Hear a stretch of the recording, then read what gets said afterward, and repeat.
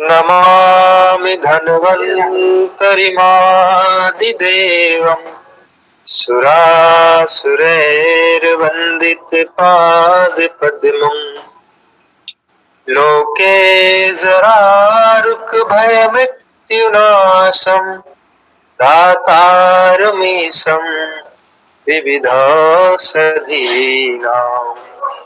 शङ्खं चक्रं जलौकाम् ददत् मृत्युगणम् चारुदोर्भिश्चतुर्भिः सूक्ष्मस्वच्छादिदया सुखपरिबिल सन्मालिलं भोजनेत्रम् कालाम्बोदोज्ज्वलाङ्गम् कटितटबिल सच्चारुपीताम्बराढ्यम् वन्दे धन्वन्तरिं तम् निखिल गदवन् प्रौढदावाग्निलीलम्।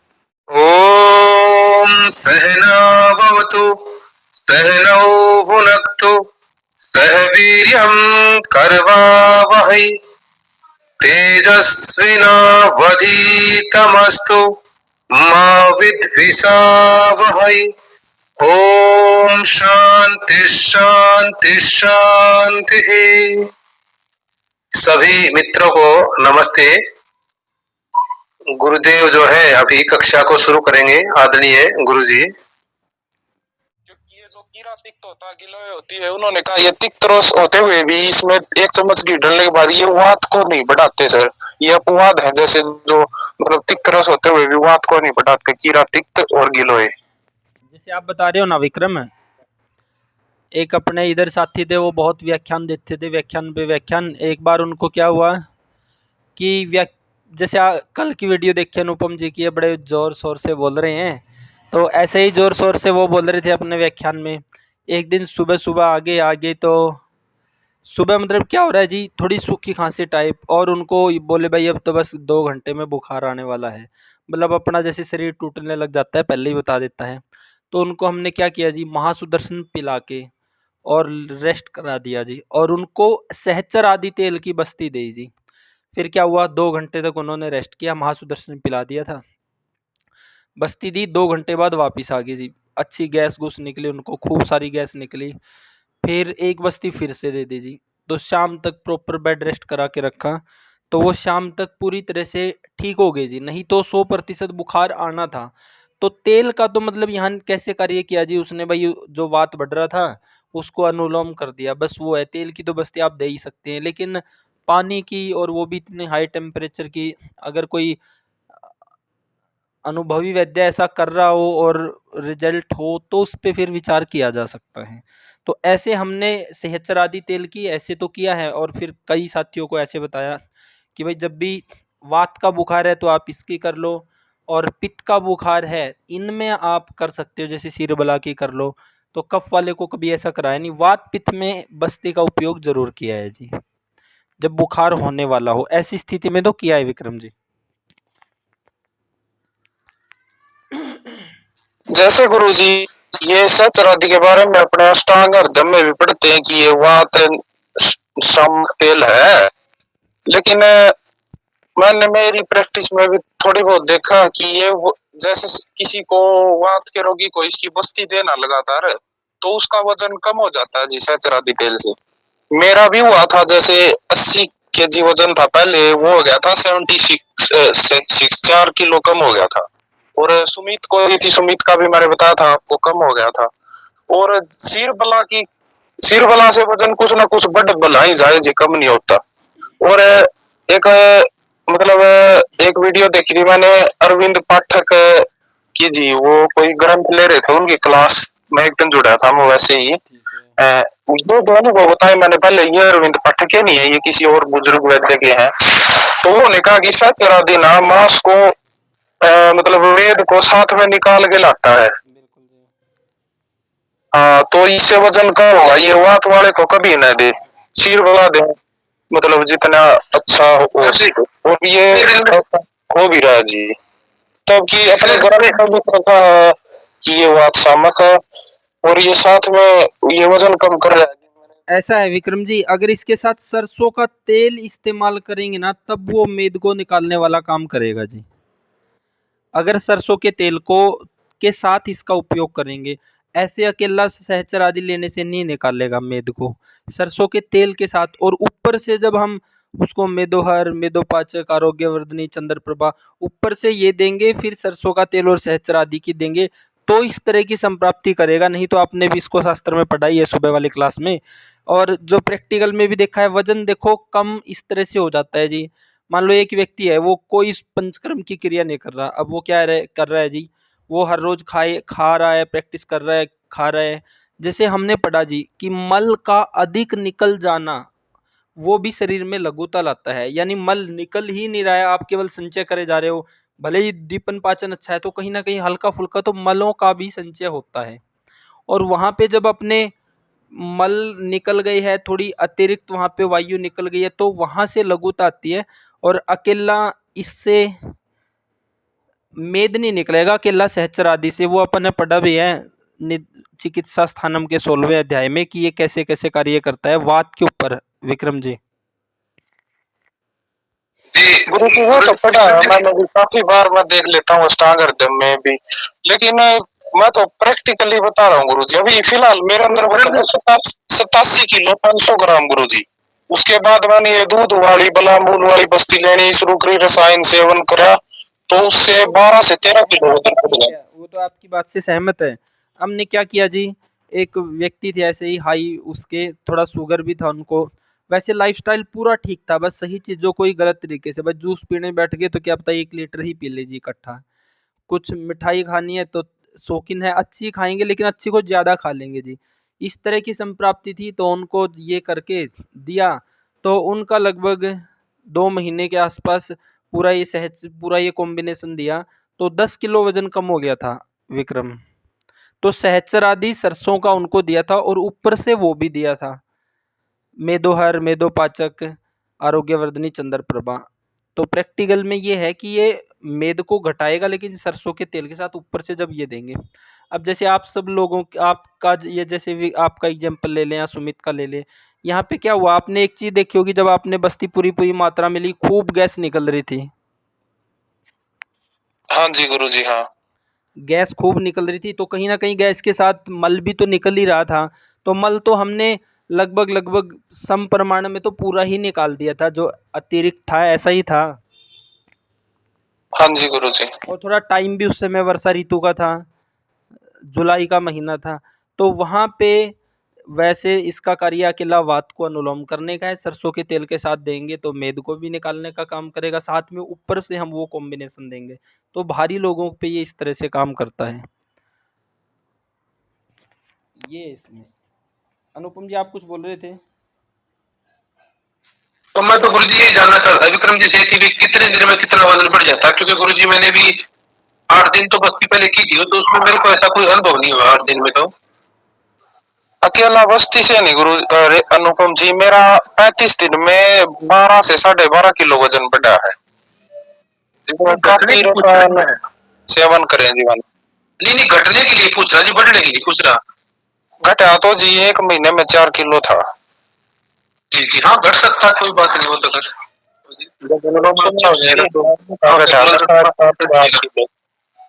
उनका तो जैसे रात में शाम को बस्ती देते थे, हमने मान लो शाम को दी 60 ml, सुबह आधा किलो वजन कम हुआ मिलता था जी।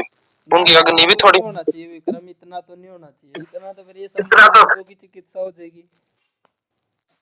नहीं गुरु जी, इतना हो तो सकता है जी 24 घंटे में, लेकिन कब होगा जब पानी पानी पिएगा ना, गर्म पानी पिएगा, खाएगा कुछ नहीं, तो आधा किलो वजन फिर घट जाएगा एक दिन में ना। फिर भी अनुपम जी तो दोष संप्राप्ति वहां पे बन जाएगी कोई ना कोई। नहीं वो तो गुरु जी होती है, लेकिन अनशन के दौरान है राणा जी, पानी भी त्याग देगा तब जाके वजन घटेगा, जब पानी भी बिल्कुल पूर्ण रूप से त्यागेगा ना व्यक्ति, और किल्सन होगी उसको। नहीं सुनो जी, सुनो विक्रम जी की, विक्रम जी पूरी करो। एक दिन में आधा किलो नहीं घट सकता विक्रम जी। जी जमा घर पे ही, मतलब 100 किलो का वो मशीन है, वेट मशीन। शाम को तोला बस्ती दी, सुबह फिर तोला, तो 500 ग्राम वजन कम हुआ मिला जी, ये बात है सत्य। और जैसे सिर बला देते ना, कितने दिन? सिर बला तो बराबर कम नहीं होता, आपने भेजा था जो गुरुजी। कितने दिन उसके आपने किया बाद कि कितने दिन हर रोज 500 ग्राम कम हो रहा था? कितने दिन? 1 दिन, 2 दिन, 5 दिन? तो देखा तो एक ही दिन था गुरुजी, तोल के तो 500 ग्राम, लेकिन 5 किलो के आसपास ये मान सकते हैं। वो कुछ तो उनकी पहले था 60 किलो वजन, वो अग्नि बंद हो गई थी, जो राब वाला सिस्टम हुआ था आपको पता है, तो उनमें रह गया था 55 kg वजन। और फिर बस्ती वाला प्रोग्राम शुरू होने के बाद उनमें रह गया 50 किलो वजन जी। अभी फिर वो बंद करवाई बस्ती, दूध की बस्ती ये शुरू करवाई, तो अभी उनमें 55-56 किलो वजन है गुरुजी। सिरबला की बस्ती बहुत अच्छी है, जो प्रैक्टिकल में देखी है गुरुजी। वैसे तो शास्त्र क्या गलत लिखेगा, लेकिन पता नहीं, मैं जो देखा है वो बता रहा हूँ। नहीं ठीक है, सीरबला की अच्छी है, वजन बढ़ाने का काम करता है। जैसे सहस्त्रादि है कि थोड़ा वायु अतिरिक्त निकाल लेगा। आपने वो अनुभव भी देखा होगा वायु कैसे निकल रही थी। थोड़ा मल भी पूरी तरह से निकाल के साफ कर देगा। कोटम चुकादी का भी इसी तरह का है, बल्कि कोटम चुकादी इससे भी ज़्यादा मल निकालता है। और रासनादि का है, वो स्नेहास देने का काम करता है। अलग अलग तेल का अपना अपना कार्य है ना।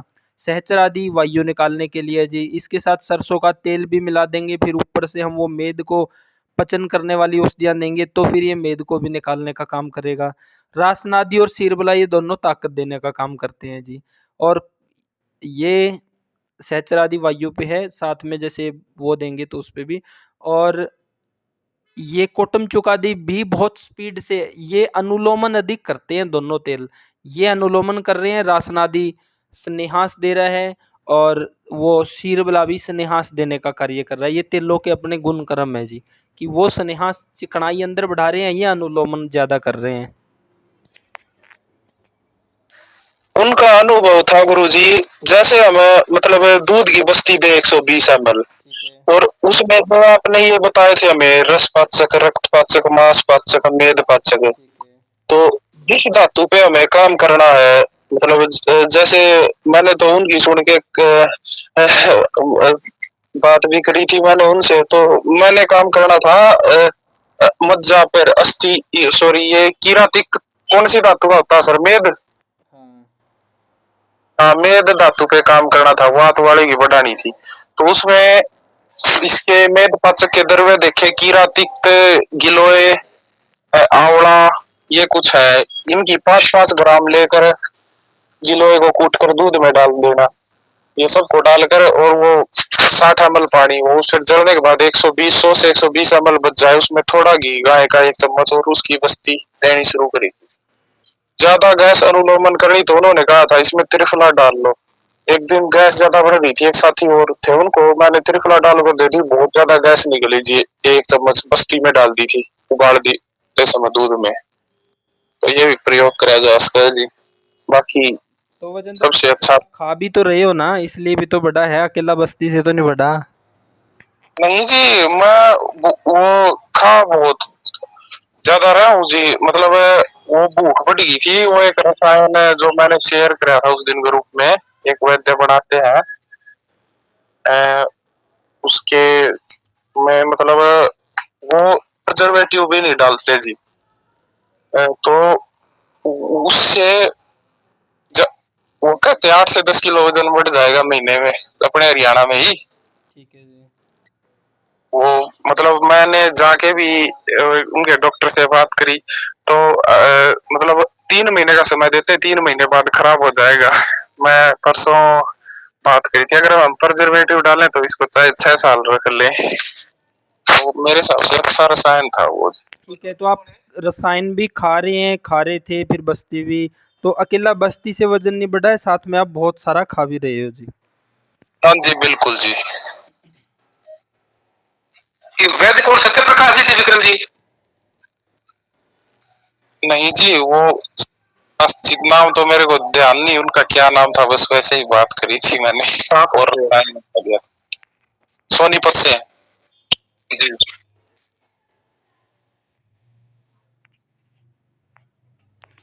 वो शिकारा आप जानते होगे जी, उनकी फार्मेसी है, वो उसमें बैठते हैं। अच्छा अच्छा अच्छा, जी जी जी जी।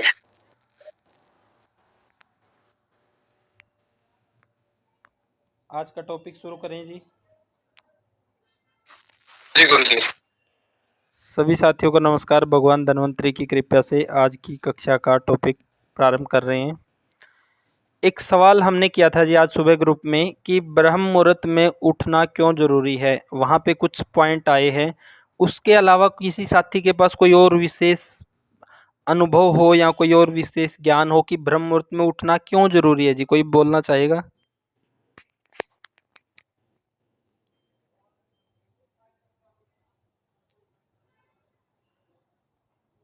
कोई भी साथी जी, किसी का कोई अनुभव, ब्रह्म मुहूर्त में उठना ज़रूरी क्यों है? जी गुरुजी, ब्रह्म मुहूर्त में उठने से अपान वायु काम करती है और पूरा पेट साफ हो जाता है, पहली बात। दूसरा, पेट साफ होने से अग्नि भड़क जाती है, मतलब अग्नि प्रदीप्त हो जाती है, तो जो भी हम खाना खाएंगे जल्दी वो पच जाता है, उससे रस रस आदि धातु बिल्कुल बढ़िया बन जाते हैं। और जितना जल्दी उठेंगे सुबह का ऑक्सीजन भी अच्छा मिल जाता है, प्राणवायु अच्छा मिल जाता है, और साथ में कुछ एक दैवी ज्ञान होता है वो भी प्राप्त हो जाता है। जी जी गुरुजी। सुबह उठने से ऑक्सीजन मिल रही है तो वातावरण में जब ऑक्सीजन बढ़ रही है तो वो तो सोने से भी मिल सकती है कुमार जी। उठने में ही विशेष क्या है? उठने के बाद हम इधर उधर घूम जाते हैं, उसमें वो खुली हवा मिल जाती है ना गुरुजी। ठीक है। एक सवाल, हाँ जी। ब्रह्म मुहूर्त के काल में विशेष करके फेफड़े जो है ना वो विशेष कार्य करते हैं। सोए रहेंगे तो उस तरह से विशेष कार्य नहीं कर पाते हो।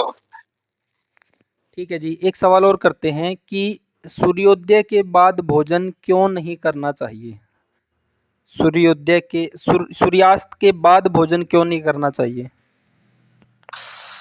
जठराग्नि मंद हो जाती है, उसकी वजह से नहीं करना चाहिए भोजन।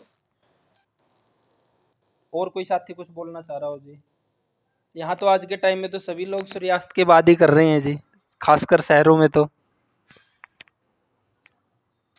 नहीं गुरुजी, जब से क्लास अटेंड करी है मैं नहीं करता। आप तो क्लास अटेंड आप तो क्लास अटेंड करिए, बाकी सब करते हैं गुरुजी। रात के 10-11 बजे भी खाते हैं। सूर्यास्त के बाद हमारा लीवर जो एंजाइम बनाता है वो नहीं बनाता, मतलब खाने के लिए, वो दूध के लिए ही बनाता है। ऐसा है जी, सूर्योदय से लेके सूर्यास्त तक, सूर्योदय यानी सूरज निकलने से लेके और सूर्यास्त तक हमारा कोष्ठ एक्टिवेट रहता है जी, यानी कि पेट, सूर्योदय से सूर्यास्त तक। इसलिए सूर्योदय और सूर्यास्त से पहले भोजन का विधान है। और फिर सूर्यास्त से लेकर सुबह सूर्योदय तक हमारी जो शाखाएं हैं, संधियां हैं, ये एक्टिवेट रहती है जी। इस समय फिर कोष्ठ एक्टिवेट नहीं रहता रात के समय में।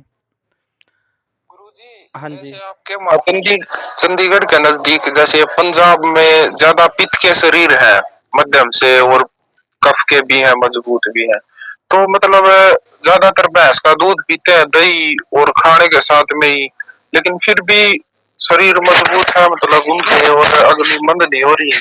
इसमें क्या कारण है गुरुजी? और राज्यों में अपना हरियाणा भी आ गया जिसमें साथ में ज्यादातर। नहीं, पंजाब में तो अब अगर हरियाणा की तुलना में देखेंगे तो जी आप ज़्यादातर स्थूलता है जी पंजाब में हरियाणा की तुलना में।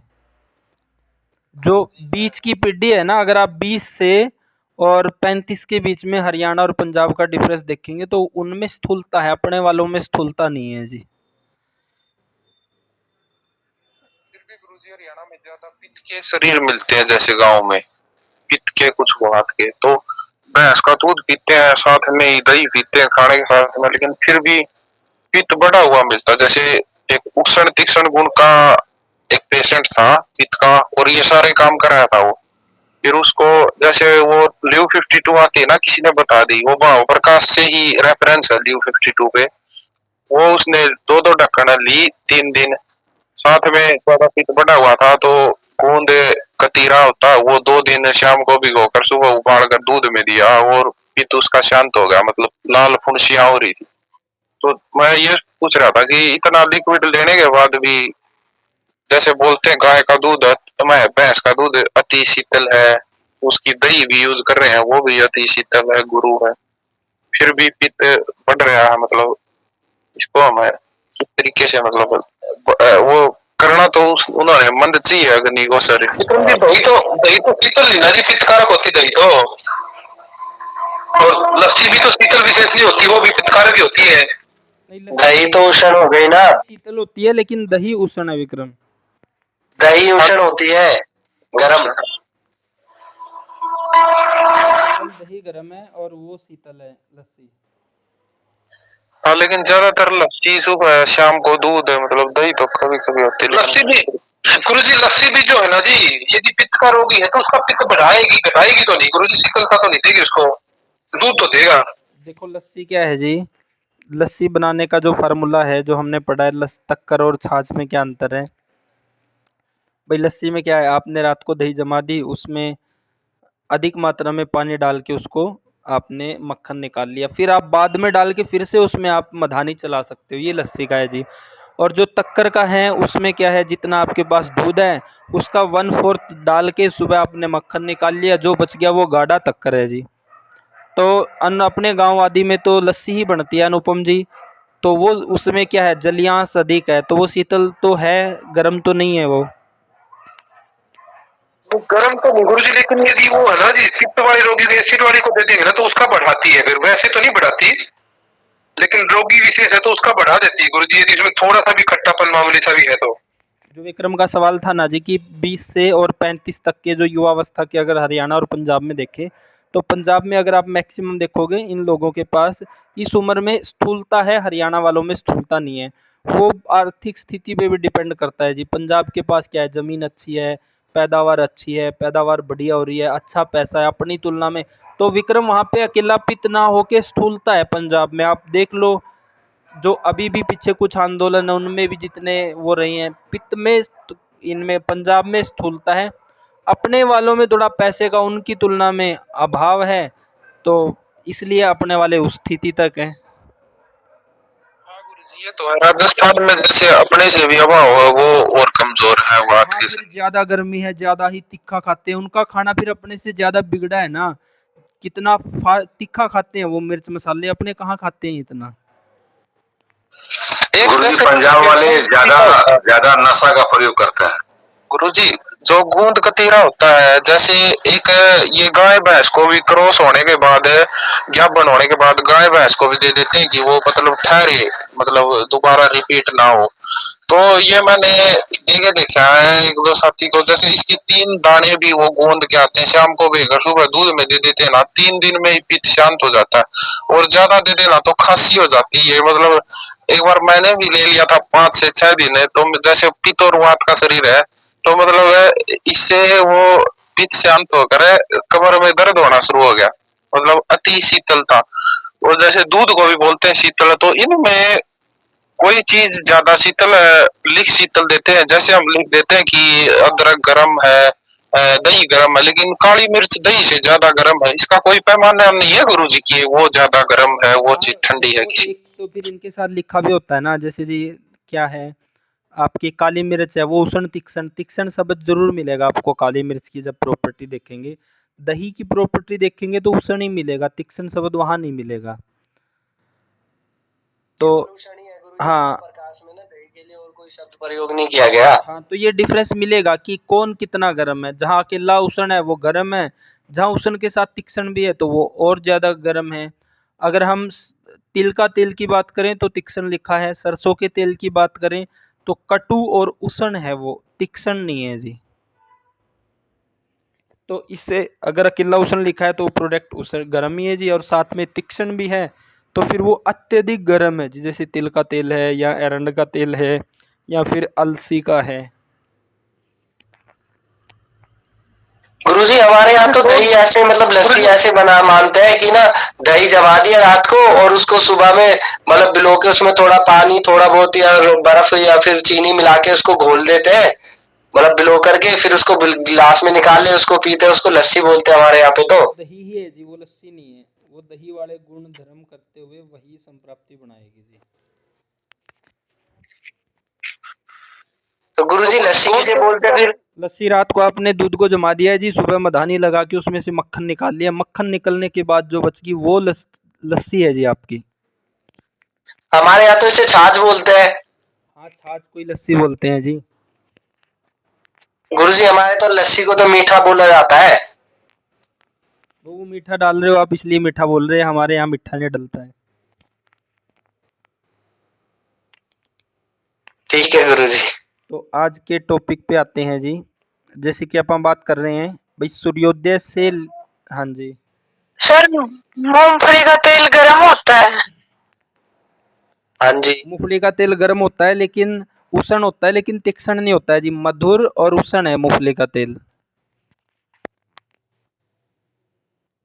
इस ऋतु का सर्वश्रेष्ठ द्रव्यों में आता है। जैसे मूंगफली इन्हीं दिनों आती है, तो मधुर और उष्ण है जी।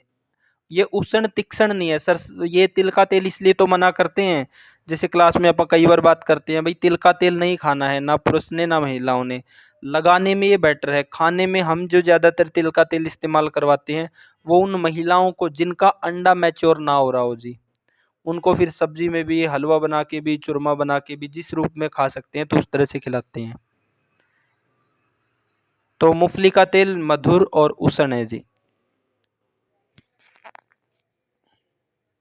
सर, तिल का तेल नहीं खाना चाहिए तो फिर तिल भी नहीं खाना चाहिए सर्दियों में।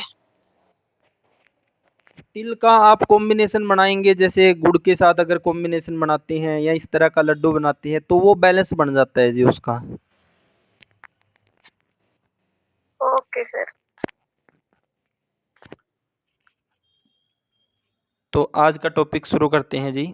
हम पढ़ रहे हैं कि सूर्योदय से लेकर सूर्य उदय होने से सूर्यास्त तक हमारा कोष्ठ एक्टिवेट रहता है जी। और सूर्यास्त से फिर सुबह सूर्योदय तक जब हम सो रहे हैं तो यहाँ पे हमारी शाखा और संधियाँ ये एक्टिवेट रहती है जी। तो जो भी हमने कोष्ठ में खाया है सूर्यास्त तक हमने खाया है, यानी सूर्योदय से सूर्यास्त तक जो भी हमने खाया है उसका धातु निर्माण है वो रात को चालू होना शुरू होता है जी। कोष्ठ दिन में एक्टिव रहता है और शाखा रात को एक्टिव होती है जी। तो पूरा धातु निर्माण होते होते सूर्यास्त खत्म हो जाता है और सूर्य उदय हो जाता है जी। आप लोगों ने ये देखा है जी, आंखों में मल आता है। आंखों में पता है जी, आंखों में मल किस रूप में आता है? क्या बोलते हैं आंखों के मल को?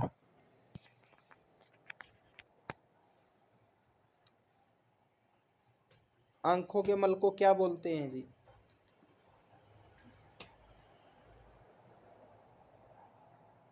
कोई साथी बताएगा जी? गुरुजी अपनी भाषा में जो लीड बोलते हैं इनको, कब जो आती है? कब आती है वो मल है धातु का, वो है लीड। रात को, सुबह? सॉरी सुबह आती है। हाँ, सुबह आती है। तो ऐसा है जी कि सूर्योदय से सूर्यास्त तक कोष्ठ एक्टिव है, तो इसलिए सुबह सूर्योदय होने के साथ और सूर्यास्त से पहले भोजन कर लो। और सूर्यास्त के बाद फिर कोष्ठ एक्टिव नहीं रहता जी, फिर शाखा और संधियाँ एक्टिव हो जाती है और यहाँ पे फिर धातु निर्माण का कार्य चलता है।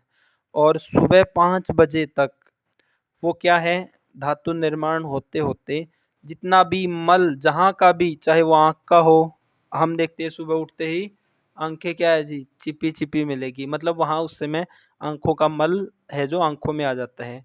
जो हमारे शरीर वाला मल है वो आंतों में आ जाता है और बाहर भेजने के लिए आंतें तत्पर हो जाती है जी। यानी जो एक्स्ट्रा मल है धातु निर्माण के बाद, चाहे वो आँखों का हो, चाहे वो कान का हो, चाहे वो नाक का हो, चाहे वो अपनी आंतों का हो, वो सुबह तैयार हो जाता है जी। और 5 जैसे हमने पढ़ा है 5 से 7 छोड़ने का कार्य है, यानी उस समय आंतें भेजने के लिए तत्पर रहती है जी। अगर हम टाइमली उठ के मल त्याग कर रहे हैं तो अच्छा अपान कक्षा अच्छी हो जाएगी, फिर समान अच्छी हो जाएगी, फिर अग्नि अच्छी, फिर वो आगे का दीपन पाचन सब अच्छा हो जाएगा। तो सुबह 5 से 6 खासकर, हाँ 5 से 6 यही बेस्ट टाइम है जी। तो इस समय उठ के जो एक्स्ट्रा मल तैयार हुआ है धातु निर्माण के बाद वो निकल जाता है जी। प्राकृतिक रूप से मल मूत्र ये हर ऑर्गन से निकलने के लिए तत्पर रहते हैं। तो यहाँ पर सुबह के टाइम में काफ़ी चीज़ें हैं जो अलग अलग हो रही है जी। यहाँ पे हर जगह का जो मल है, चाहे वो कोष्ठ का हो, चाहे वो शाखाओं का हो, चाहे वो धातुओं का हो, चाहे वो संधियों का हो, हर जगह का धातु, उपधातु, हर जगह के मल इस समय प्राकृतिक रूप से बाहर निकलने के लिए तैयार हो जाते हैं और ये अनुलोमन के लिए सबसे उत्तम टाइम है जी। इसलिए सुबह ब्रह्म मुहूर्त में उठना चाहिए और ब्रह्म मुहूर्त में उठ के ये बोला जाता है जी, आपने किसी से ऐसा सुना है कि सुबह उठ के 1 चम्मच हरड़ का ले जी, हर रोज सुबह उठ के?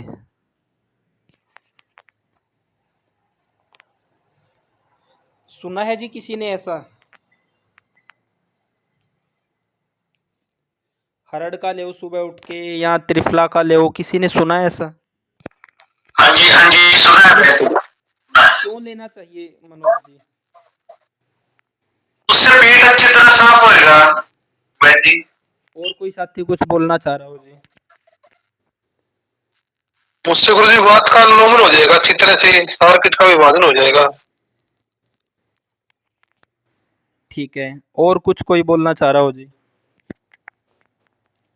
जैसे ये मनोज जी ने एकदम बोला जी कि पेट साफ होगा। हमने अभी क्या देखा है जी कि भाई दिन में अपना कोष्ठ एक्टिव रहता है, रात को शाखा और संधियाँ वो एक्टिव है, और पेट दिन में एक्टिव है तो भोजन सूर्योदय और सूर्यास्त से पहले ये टाइम है। उसके बाद फिर रात को कोष्ठ एक्टिव नहीं होता, रात को धातु निर्माण है। सुबह तक हर जगह की मल है जो, चाहे वो कोष्ठ का हो यानी पेट का जो अंतों में चला गया है, चाहे वो शाखाओं का हो, चाहे वो धातुओं का हो, संधियों का हो, उपधातुओं का हो, मलों का हो, धातु निर्माण की प्रक्रिया के बाद वो हर जगह से बाहर निकलने के लिए तैयार हो जाता है जी। तो उस समय अगर हरी तकी ली जाए तो वो पेट को साफ नहीं करेगी, केवल पेट को नहीं, केवल अंतों को नहीं जी, वो हर जगह के मल को अनुलोमन करने का काम करेगी। जो रात भर धातु निर्माण के बाद हर ऑर्गन में जो मल संचित हुआ है तो उसको निकालने का काम करेगी जी। आज हम पढ़ेंगे पेज नंबर 119 पे पढ़ेंगे जी, 119 पे हरी तकी के बारे में पढ़ेंगे। तो हरड़ है जो, इसके अंदर ऐसी क्वालिटी है जी, इसके बारे में ऐसा कहा गया है, यस्य माता गृहे नास्ति तस्य माता हरि तकी। भाई जिसके माँ घर नहीं है, जिसके घर में माता नहीं है उसकी माता हरड़ है। तो सुबह उठ के उस समय पे जो हरड़ ली जाती है वो पेट साफ करने का काम नहीं करेंगे। ये हमारा आधा अधूरा ज्ञान और आधी अधूरी नॉलेज है जी। अब कई लोग फिर क्या हो जाते हैं, इस पे डिपेंड हो जाते हैं, पेट साफ नहीं हो रहा तो हरड़ ले लो जी। वो तरीका गलत है, उसको लेने का तरीका अलग अलग है, वात पित्त कफ के हिसाब से और ऋतु के हिसाब से भी। तो उस समय अगर हम, हाँ जी, एक बार पूरा कर लें। रात को लेना है अनुपम जी आप कुछ बोल रहे हैं? अगर पेट साफ करने के लिए लेना है तो हरी तकी रात को लेना है। नहीं जी, हम बात कर ही नहीं रहे पेट साफ करने के लिए हरड़ लेनी है, हम तो कुछ और पढ़ रहे हैं। नहीं वो और बता, और सुबह में लेना है तो हरी तकी पेट साफ के लिए नहीं होता है वो। पेट साफ के लिए नहीं होता जी, वो हम पढ़ रहे हैं कि भाई हर जगह का धातु निर्माण करने के बाद जो मल बनता है हर जगह का, यानी स्त्रोतस की, धातुओं की, शाखाओं की, कोष्ठ की, संधियों की, हर जगह की क्लीनिंग करने का कार्य वो करती है जी। और हम देखते हैं कि आप सब क्या करते हैं जी, आपके घर का जो खाली आंगन है उसमें सुबह सुबह हर रोज झाड़ू लगाते हो कि नहीं लगाते हो जी?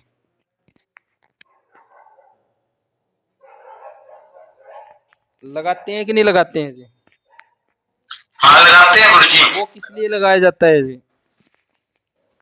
ताकि पूरे घर की साफ सफाई अच्छे से हो सके। हाँ, तो इसीलिए जो हरड़ है, हरड़ के हम गुण पढ़ेंगे, कम से कम 100 बीमारियों के ऊपर काम करती है अकेली हरड़ जी।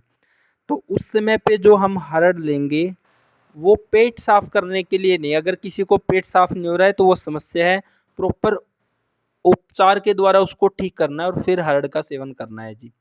तो ये एक तरह से रसायन का काम भी करती है। और अपना अष्टांग हृदय में भी इसका जिक्र है कि सुबह सुबह 2 हरड़ का पाउडर बना के आप ऋतु के हिसाब से अलग अलग लेंगे तो 100 साल तक सुखी रहेंगे। तो 100 साल तक सुखी रहने का क्या है कि भाई हमारे शरीर में एक आकाश महाभूत है। आकाश महाभूत क्या है? भाई हमारे शरीर में चैनल है, मार्ग है, स्पेस है। वो स्पेस अगर सुबह अच्छे से क्लियर हो जाता है तो दिन भर हम बिल्कुल हल्के रहेंगे जी। और वे उस स्पेस में अगर अवरोध है तो कभी सांस लेने में तकलीफ है, कभी भूख अच्छी नहीं लग रही है, कभी वायु फंस रही है, कभी डकार आ रही है, कभी कुछ हो रहा है, कभी वायु प्रतिलोम है, तो 100 तरह की समस्याएं हमें रहेगी जी। तो जैसे सुबह उठ के हम हरण जो है छोटा बड़ा होता है, कौन सा हरण? बात करेंगे जी, आगे अभी टॉपिक पूरा कर लें। तो जैसे हम बात कर रहे हैं कि भाई जैसे हम सुबह उठते ही अपने घर में पूरा वो लगाते हैं, घर के हर कोने को ही साफ करते होंगे मनोज जी, या किसी कोने को छोड़ते हो? नहीं, हर कोने की करने की कोशिश करते हैं गुरुजी। हाँ, तो वो जो हरड़ है, लोग लोग क्या करने लग गए जी। हमने एक बहुत विद्वान वैद्य से ये सुना, जो बड़े बुजुर्ग थे, तो उन्होंने जैसे ये डिफरेंस बताया कि भाई लोग किस चीज़ पे आ गए। पेट साफ नहीं हो रहा है तो उठा के हरड़ ले लो जी। उस टारगेट से हरड़ नहीं लेनी है। हरड़ उस टारगेट से लेनी है कि भाई ये केवल आपके पेट पे काम नहीं करेगी, ये हर एक चैनल पे काम करेगी। जैसे आप घर के हर एक कोने में झाड़ू पोछा लगाते हो, पूरा दिन घर अच्छा रहेगा, चमकता रहेगा। कोई बाहर से आ रहा है तो वो देखेगा तो सब कुछ अच्छा लगेगा। तो इसी तरह से हमने देखा दिन में कोष्ठ एक्टिवेट है, रात को कोष्ठ एक्टिवेट नहीं है। रात को धातु निर्माण हो रहा है, सुबह जो एक्स्ट्रा मल है उसको अंते सुबह 5 से 6 छोड़ने के लिए तत्पर है। उस समय जो लोग सोए रहते हैं तो फिर उनका वो जो पूरे घर में सफाई होनी चाहिए वो काम नहीं हो पाता। वो काम नहीं हो पाता तो फिर कहीं ना कहीं ये सब अवरोध की, भूख नहीं लगना, बहुत ज़्यादा डकारें आना और गैस अफारा, ये सब बनते रहना, जो समस्याएं हम दिन भर लोग फील करते हैं। तो सुबह जब हम हरड़ लेंगे तो वो हर एक कोने पे काम करेगी, हर एक चैनल पे, हर एक स्रोतस पे काम करेगी जी। वो हर जगह पे, हर जगह का कचरा निकाल के शरीर को साफ सुथरा कर देगी। दिन में कोष्ठ में कुछ भी आएगा उसका बढ़िया से पाचन होगा, बढ़िया से विभाजन होगा, पचने के बाद फिर बढ़िया उसका अपनी अपनी जगह पे जाएगा। तो इस तरह से दिन भर कोई वहाँ पे फिर मंदाग्नि की समस्या नहीं है, कोई आलस नहीं है, कोई डकार नहीं है, कोई रुकावट नहीं है, कोई बीपी की समस्या नहीं है, कोई ये नहीं है, वो नहीं है, कुछ नहीं है। तो हरड़ को लोग अब क्या ले आए जी, पेट साफ हो नहीं रहा है, बस उस पर्पज से खाए जा रहे हैं। उस पर्पज से नहीं खाना है, हरड़ को हमने हर एक सेल की शुद्धि हो उस तरीके से खाना है जी। तो हरड़ के बारे में अष्टांग हृदय से आज पढ़ते हैं, पेज नंबर 119 निकाल लो जी। देखो इसके कितने लंबे लंबे गुण हम पढ़ेंगे, और ये सब हमने कई रोगियों में ऐसा देखा है जी।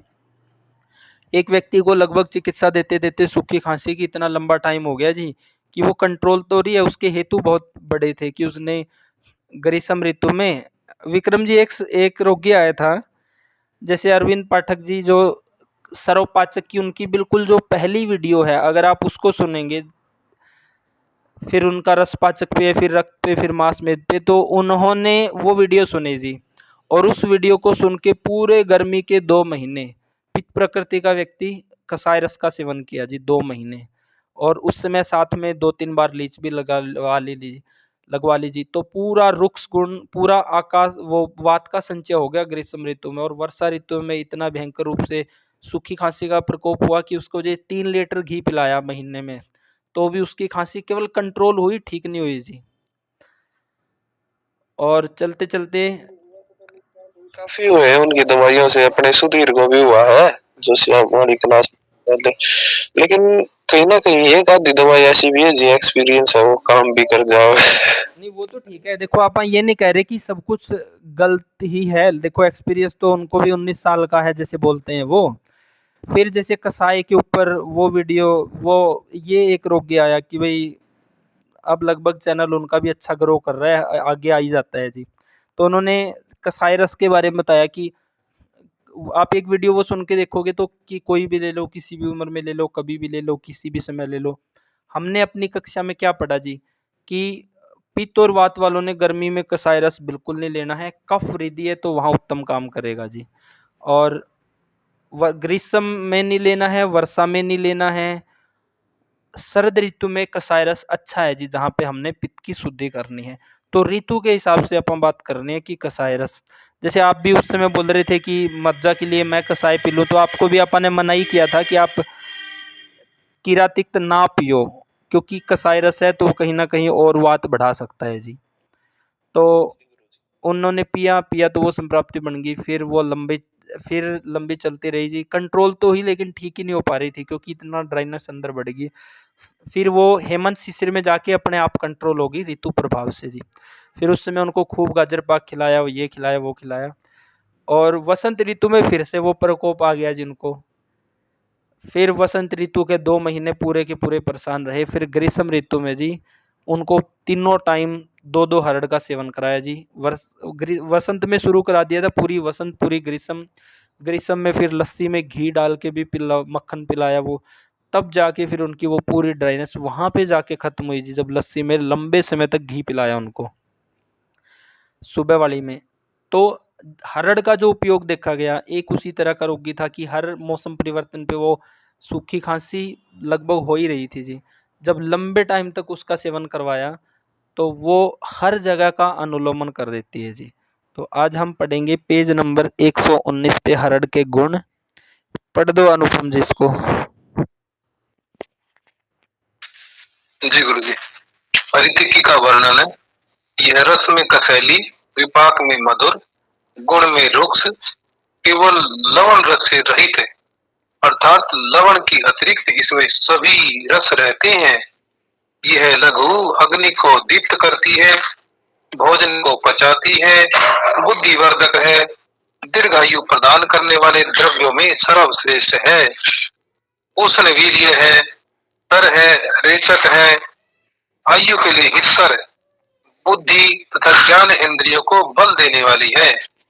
यह कुष्ठ रोग, 1 मिनट अभी रुक जाओ, चलो एक बार पूरे को पढ़ दो। जीर्ण ज्वर, विषम ज्वर, शिरो रोग, नेत्र रोग, पांडु रोग, हृदय रोग, सामना रोग, ग्रहणी रोग, शोष यानी राज्य अक्षमा, सूजन, अतिसार, मेद रोग, मोह, मूर्छा, वमन, कृमि रोग, श्वास काश, प्रेषक, लाल स्राव तथा योनि स्राव, अर्शो रोग, प्लीहा रोग, अनाह अफारा, गर्विश, उदर रोग, स्रोतों की रुकावट, गुलम रोग, उरु स्तंभ तथा अरोचक आदि कफज एवं वातज रोगों का विनाश करती है।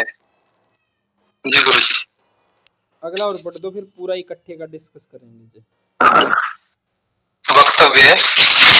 आयुर्वेद शास्त्र में हर्ड, लहसुन तथा शिलाजीत इन 3 द्रव्यों का विशेष महत्व है। ऋतिकी की तो यहाँ तक प्रशंसा की गई है, कदाचित कुप्यति माता नौदरस्था हृतकी, अर्थात माता तो अपने बालक पर कभी रुष्ट हो भी सकती है, परंतु पेट के भीतर गई हुई ऋतिकी कभी कुपित नहीं होती। सचमुच यह इसके गुणों की वास्तविकता है, न कि अतिशयोक्ति। ये अपने एक साथी थे, वो बोलते थे कि जी सिंगल मेडिसिन पे बताओ। तो हरड़ का अगर हम उपयोग करना शुरू करें, देखो इसमें पहले तो जी हरड़ के गुण बताए गए हैं, फिर उसका किन किन व्याधियों पे उपयोग बताया गया है। इसको अगर हम प्रैक्टिकली पढ़ना शुरू करें तो हरड़ है जो, यह रस में कसेली है, विपाक में मधुर है, गुण में रुक्ष है, और लवण में रस में लवण रहित से सभी रस इसके अंदर है। हरड़ के अंदर लवण को छोड़ के बाकी 5 रस होते हैं जी। तो 5 रस इसमें है। आगे है, ये पचने में हल्की है जी। दूसरा, अग्नि को प्रदीप्त करती है, तो दीपन पाचन कर रही है, भोजन को पचाती है, ये पाचन आ गया है जी। बुद्धिवर्धक है, दीर्घायु प्रदान करने वाली है, करने वाले द्रव्यों में सर्वश्रेष्ठ है। उष्ण वीर्य है, रेचक है यानी कि निकालने वाली है जी, रेचन करने वाली है, तो ये अग्नि को प्रदीप्त करती है, भोजन को पचाती है, दीपन गुण इसमें है, पाचन गुण इसमें है। आगे फिर रेचन गुण इसमें यानी अनुलोमन करने का गुण इसमें है। तीनों ही गुण आगे। आयु के लिए हितकर है, बुद्धि को बढ़ाती है, ज्ञान इंद्रियों को बल देती है जी। तो इसके मुख्य कार्य दीपन, पाचन, अनुलोमन, और फिर बुद्धि पे कैसे कार्य कर रही है जी। कोई साथी बताएगा जी कि बुद्धि पे कैसे कार्य कर रही है।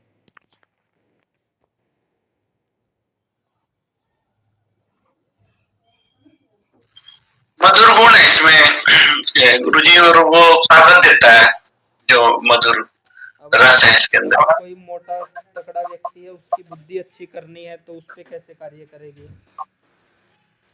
कामता को कम करेगी। गुरुजी वैसे तो क्या है, दीपल पाचन है ना जी, तो दीपल पाचन को इतना सुंदर बना देती है कि सारे ही जो है ना ऑर्गन जो है वो बुद्धिवर्धक ही, सारे ऑर्गन जो है उनका सभी का वर्धन करती है ये। तो उसमें तो पहले ही स्थूलता है अनुपम जी, मोटे तगड़े व्यक्ति में तो। तो गुरुजी वो भी तो है जी, कसाय रस भी तो है इसमें जी, कसाय रस तो वहाँ उसका दीपल कोई दिक्कत नहीं उसमें भी, उसका भी शोधन करेगा, ठीक रस भी है गुरुजी अंदर इसमें। जाके इसको कैसे पता चलेगा कि मैंने अंदर जाके बल बढ़ाना है कि घटाना है? पर जो बढ़ जाए उसको बढ़ा देगी गुरुजी, जो बढ़ जाए उसको घटा देगी, इसलिए अंदर किसी से बोलेंगे। राम राम जी। कैसे हो, ठीक हो? ठीक है जी, आप बताओ। नरेंद्र भाई, ये जैसे ये हम लोग कहते हैं ना कि अनुलोमन करती है, ये दीपन पाचन और अनुलोमन का काम करती है, तो अपान वायु अच्छी होगी पहले, अपान वायु, फिर समान वायु अच्छी हो जाएगी, तो उसके बाद प्राण वायु अच्छी होगी, फिर व्यान वायु, ये सारे सोर्सेस जो है वो सारे अच्छे होते चले जाएंगे। उसकी इसी के आधार पे ये बुद्धि भी उसकी अच्छी होगी। ठीक है जी। इसमें देखो, इसका जो विशेष कार्य है ना जी, बोल रहे हैं कि बुद्धि पे भी कार्य कर रही है, ये दीर्घायु भी प्रदान कर रही है, ये ज्ञान इंद्रियों को भी बल दे रही है। हमने जो क्लास के आरंभ में जब इसको पढ़ना शुरू करे कि भाई ये ऐसा द्रव्य है जो हर जगह, ये केवल पेट के मल को नहीं निकालेगी जी, हर धातुओं के वहाँ पे जो मल बन रहा है, फिर उसके उपधातु और मलों में जो मल बन रहा है, फिर अपने आंतों में जो मल है, कोष्ठ में, शाखा में, हर जगह के मल को निकालने का, यानी ये उसी तरह से कार्य करती है कि ये पूरे घर के अंदर हर एक कोने से शुद्धि करने का काम करती है। तो उस तरह से ये कार्य करती है, जैसे हम सुबह उठते ही पूरे घर में झाड़ू पोछा लगाते हैं, तो उसी तरह से इसका जो उपयोग है, शरीर के हर एक चैनल से जो मल है उनको अनुलोमन करने का इसका कार्य है जी। आगे बोला गया है जी, यह कुष्ठ रोग के ऊपर काम करती है। अब कौन से कुष्ठ पे कार्य करेगी जी? ये वात के कुष्ठ पे भी काम करेगी जी, ये पित्त के कुष्ठ पे भी काम करेगी, और ये कफ के कुष्ठ पे भी काम करेगी। देखो, कोई भी व्याधि है, अब मान लो वात वाले को अग्निमंद है, पित्त वाले को अग्निमंद है, या कफ वाले को अग्निमंद है, तो अकेली मेडिसिन दे दी तो वो कुछ नहीं कर पाएगी। पहले रोगी के हेतु बंद होते हैं जी, हेतु बंद होने से क्या है, वहाँ जो और संचय होना है और वहाँ पे जो दोष बढ़ने हैं उनकी ताकत घट जाएगी। फिर हम कोई द्रव्य दे रहे हैं तो वो द्रव्य तब अपना प्रभाव दिखा पाएगा। पहले हेतु बंद हो गए, हेतु बंद करने के बाद हम अपना आहार विहार ठीक करने के बाद फिर वो द्रव्य अपना प्रभाव दिखाएगा, फिर वहाँ से शुद्धि होगी। अब उसके बाद यहाँ दीपन पाचन अनुलोमन पूरा शुद्धि का कार्य चल रहा है। अब हमने दोबारा यहाँ पे किस तरह का आहार विहार डालना है, दोबारा हम अपना आहार विहार भी तो ऐसा करेंगे ना जो दोषों को और घटाने वाला हो, यानी हम जो डाल रहे हैं दवा के अतिरिक्त वो भी उस कार्य में अपना योगदान दे रहा है जी। इसलिए आयुर्वेद इतना सूक्ष्म तरीके से कार्य कर रहा है कि पहले जी आप किसी को भी दवा दो तो वहाँ पे कुछ नहीं होगा जी दवा से, उस दवा का इस्तेमाल करना आपको आना चाहिए। आज दुबे जी ने बहुत सी दवाइयों के वो डाल रखे थे फ़ोटो। दुबे जी कौन सी दवाई कहाँ-कहाँ इस्तेमाल होती है, वो उसके ऊपर नाम लिखा है तो केवल उससे इस्तेमाल नहीं हो जाएगी। हमने उसका डीपली ये देखना पड़ेगा कि अगले में संप्राप्ति क्या बन रही है और किन हेतुओं से बनी है। जब तक वो हेतु पे हम बंद नहीं कर पाएँगे तो दवा काम नहीं कर पाएगी। तो हमारा मेन फ़ोकस हेतु और संप्राप्ति पे रहना चाहिए जी। अब वात बड़ा है, पित्त बड़ा है, कफ बड़ा है, तो तीनों में ही अग्निमंद है, लेकिन हेतु अलग है। उन हेतुओं से अंदर संप्राप्ति भी अलग है। तो पहले हेतु बंद हो गए तो संप्राप्ति आदि वहाँ से कम हो जाएगी। फिर मेडिसिन देंगे, फिर उसके दोष को कम करने वाले आहार विहार का सेवन करेंगे। तो उस तरह से जब आहार विहार का सेवन करते हुए मेडिसिन के अनुकूल आहार विहार का सेवन करेंगे तो मेडिसिन उसके प्रभाव को और तेजी से बढ़ा देगी जी। एक्चुअली में धूप तपेश्वर का रिप्रेजेंटेटिव आया था मेरे पास, तो उसने वो हमको भेजा था, तो मैं आपको आप लोगों को भेज दिया था। ये रिप्रेजेंटेटिव को भी कुछ नहीं पता होता। ये कई बार कोई भी आपके पास खांसी का योग लेके आएंगे, आप पूछेंगे कि जी ये किसके लिए है, वो बोल देंगे कि ये सभी के लिए है, हर तरह की खांसी के लिए। लेकिन ऐसी कोई मेडिसिन नहीं है जो हर तरह की खांसी पे काम कर सके, क्योंकि वात के लिए हमें स्निग्धता देनी पड़ेगी, कफ के लिए हमने ज़रूर कटु तिक्त कषाय का सहारा लेना पड़ेगा। तो ये रिप्रेजेंटेटिव भी बस ऊपर ऊपर से थोड़ा थोड़ा मोटा ये दवाई है जी, इसमें ये और ये ऐसे ठीक करती है। आप पूछोगे किस किस में ठीक करती है, सभी में ही ठीक करती है। कैसे ठीक करती है वो नहीं पता है जी। अभी नया प्रोडक्ट लॉन्च हो रहा है इस कंपनी का, वही भैया। क्या लॉन्च हो रहा है जी नया? वो जो अभी भेजा है ना, वो प्रोडक्ट अभी धूप तपेश्वर नहीं था, अभी नया प्रोडक्ट लॉन्च हो रहा है। ठीक है जी। तो आगे हम पढ़ रहे हैं जी हार्ड के ऊपर कि ये कुष्ठ रोग को, किस तरह के कुष्ठ को ठीक करेगी अनुपम जी?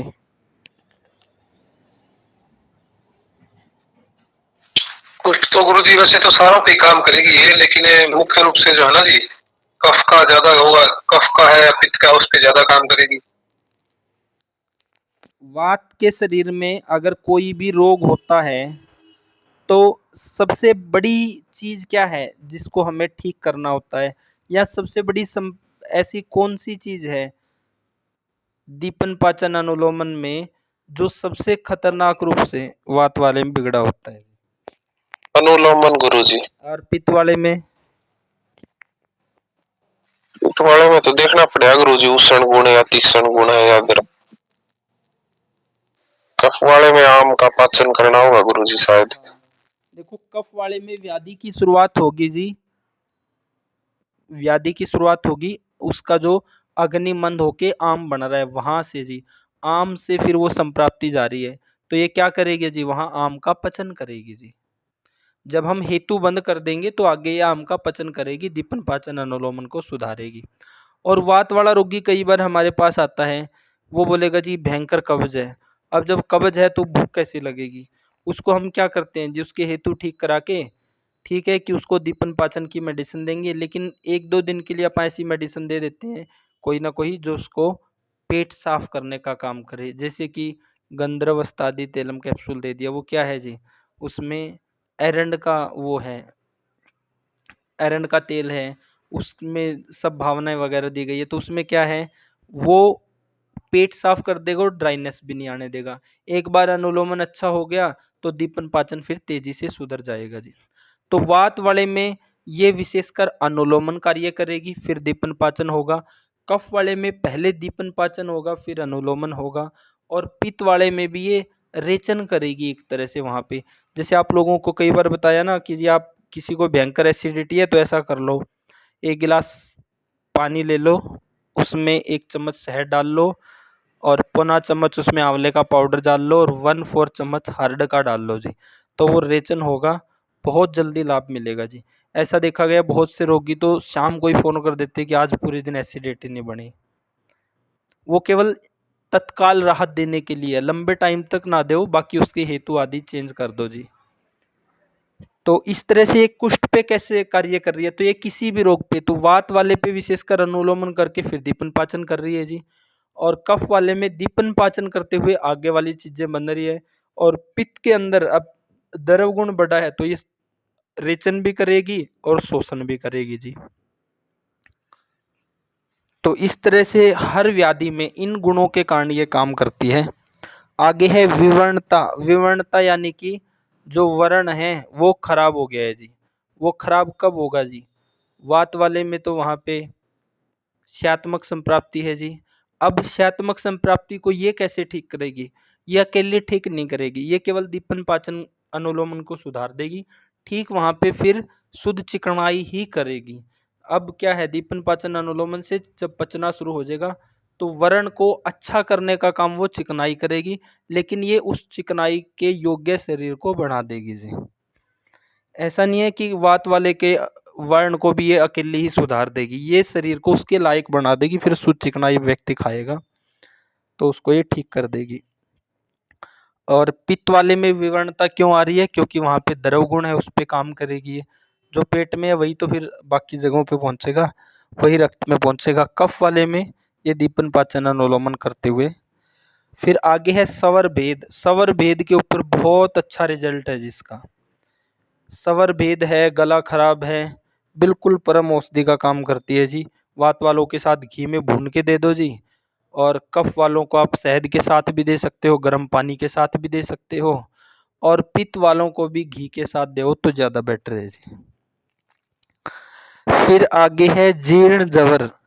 जीर्ण जवर में कैसे काम करेगी जी? कोई साथी इसकी पूरी संप्राप्ति बताएगा। संजय जी, जीर्ण जवर पे कैसे काम करेगी?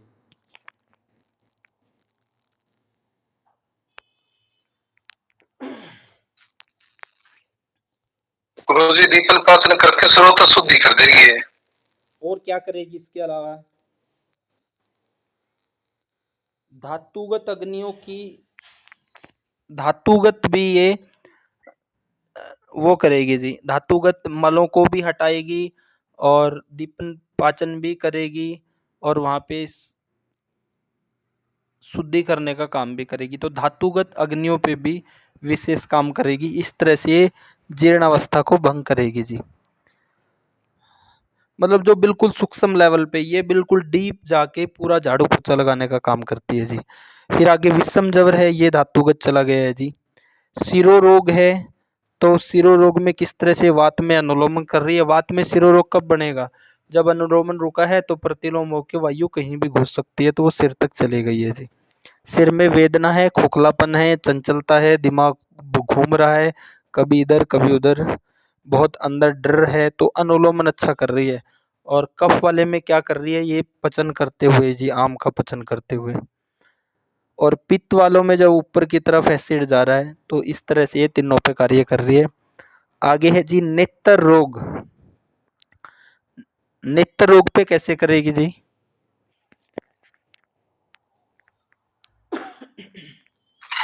नेत्र रोग पे भी गुरुजी वहाँ की स्रोत शुद्धि होगी तो वहाँ पे भी अच्छा हो जाएगा, अच्छी तरह पहुंचेंगे, नेत्र के रोग भी दूर हो जाएंगे। वात वालों का नेत्र रोग कैसे दूर होगा?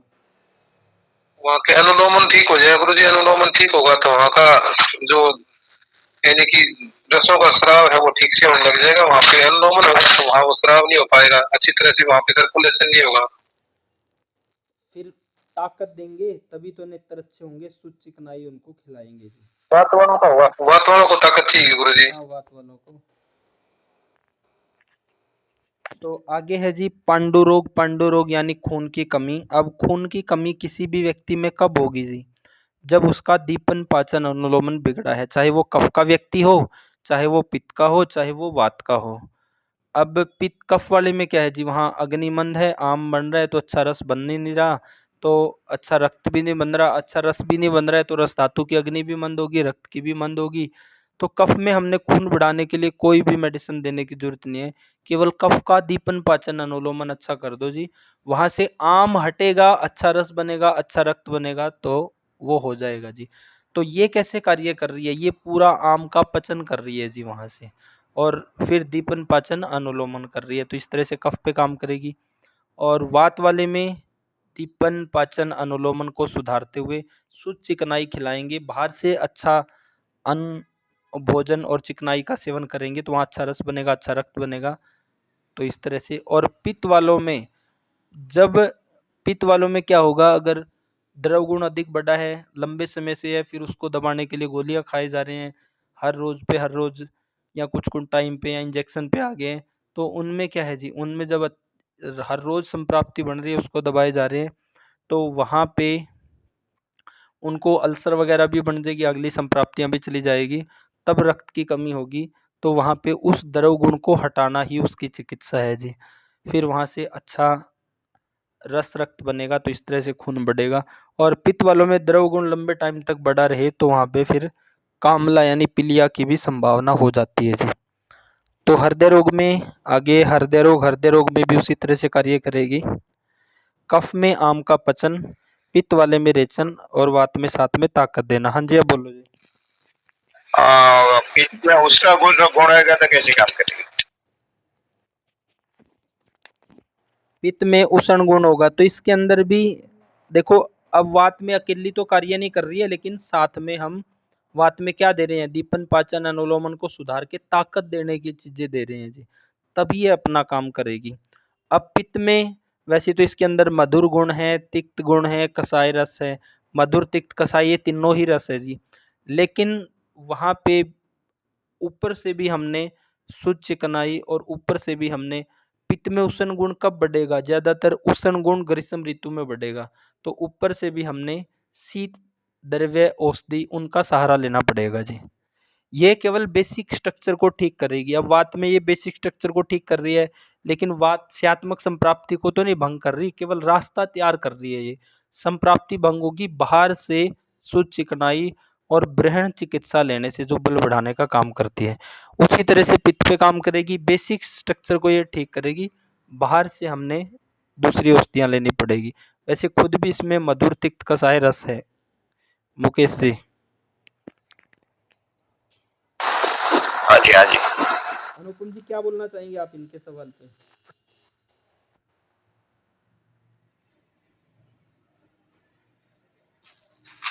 ये कह रहे गुरु जी की ये बात में क्या करे गुरु जी, क्या पसंद है गुरु जी इनका? इसमें उसका गुण है तो कैसे काम करेगी? उष्ण गुण जी, उष्ण गुण तो इसमें है ना जी, देखो उष्ण गुण को ज्यादा जी अपना मधुर रस है, इसमें मधुर रस है तो फिर वो भी उष्णता पे काम करेगा। और मान लीजिए दीपन पाचन अच्छा होगा तो उससे भी फिर जो है, जो जो जिस कारण से उष्णता है उसका पतन हो जाएगा, उष्णता का भी एक प्रकार से, तो वो उससे भी न्यून हो जाएगा फिर वो। और जब मधुर आदि पदार्थों का प्रयोग और करेंगे, पाचन आदि अच्छा होगा तो फिर और भी ज्यादा ठीक हो जाएगा, उष्ण गुण का वो प्रभाव जो है कम हो जाएगा इस तरह करके। और बाद में साथ में हेतु तो हम उसके बंद करेंगे ही करेंगे जी, हेतु भी तो बंद करेंगे ना जी। ठीक है जी, जैसे हमने अनुपम जी वात कुक पे के ऊपर कार्य कर रही है, कैसे कर रही है, ये तो केवल बेस तैयार कर रही है, तो असली ताकत तो उसमें कब आएगी, जब वो बाहर से ब्रहण चिकित्सा का सेवन करेगा, संतर्पण चिकित्सा का सेवन करेगा। ये अंदर दीपन पाचन अनुलोमन विभाजन ये सब अच्छा कर रही है जी। अगला पॉइंट है जी कामला रोग, यानी कि पीलिया रोग। पीलिया में क्या है जी, अब पीलिया रोग है, पीलिया केवल पित्त का रोग नहीं है जी कि आंखों में पीलापन आ गया, त्वचा पे पीलापन आ गया। पीलिया रोग जब हम इसकी संप्राप्ति पढ़ते हैं, दीपक जी माइक बंद करें। पीलिया रोग की जब हम संप्राप्ति पढ़ते हैं तो ये वात प्रकृति, पित्त और कफ में अधिकतर रहती है पीलिया की संप्राप्ति। जी इनका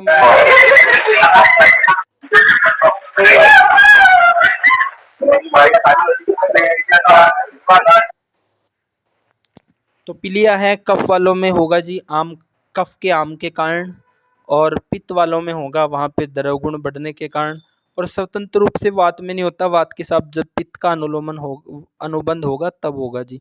तो ये वहां पे वही काम कर रही है, दीपन पाचन अनुलोमन। आगे एक कमाल की संप्राप्ति है, बीच में 2-3 छोड़ के उसको पढ़ रहे हैं। अक्सर लोग हरड़ को पेट साफ करने के लिए इस्तेमाल करते हैं जी, लेकिन ये पेट साफ करने की दवा नहीं है जी, ये हर जगह के मलों को अनुलोमन करने की मेडिसिन है जी, मलों को निकालने के लिए और हर जगह के चैनल स्त्रोतस को अच्छा करने के लिए, मारक को अच्छा करने के लिए। अब इसमें आ गया जी कि ये अतिसार के ऊपर भी कार्य करती है जी। अतिसार यानी दस्त के ऊपर कैसे कार्य करेगी, जो कुछ दिन पहले मैंने ग्रुप में पूछा था।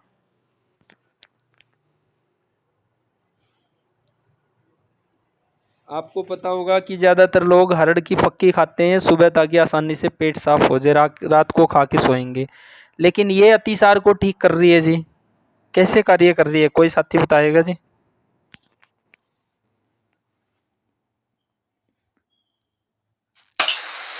ये आम का पाचन करेगी गुरुजी। तो फिर ये अतिसार को कैसे रोकेगी आम का पाचन करके? ये गुरुजी दीपन पाचन करेगी और जो यानी कि कुछ शोषण भी करेगी वहाँ पे, और जो कुछ भी। और ये फिर पेट साफ कैसे करती है जब ये गुण है इसमें? वो तो गुरुजी वैद्य की बुद्धि पे डिपेंड करता है, किस तरह से किस तरीके से देता है, वो किस में मिला के देता है, उस पर डिपेंड करेगा ना जी। अब इसके अंदर ये जाके कैसे सोचेगी कि मैंने दस्त को रोकना है कि या दस्त लगाना है। प्रभाव से देगा, जिस तरीके से देगा उस तरह से काम करेगी ये।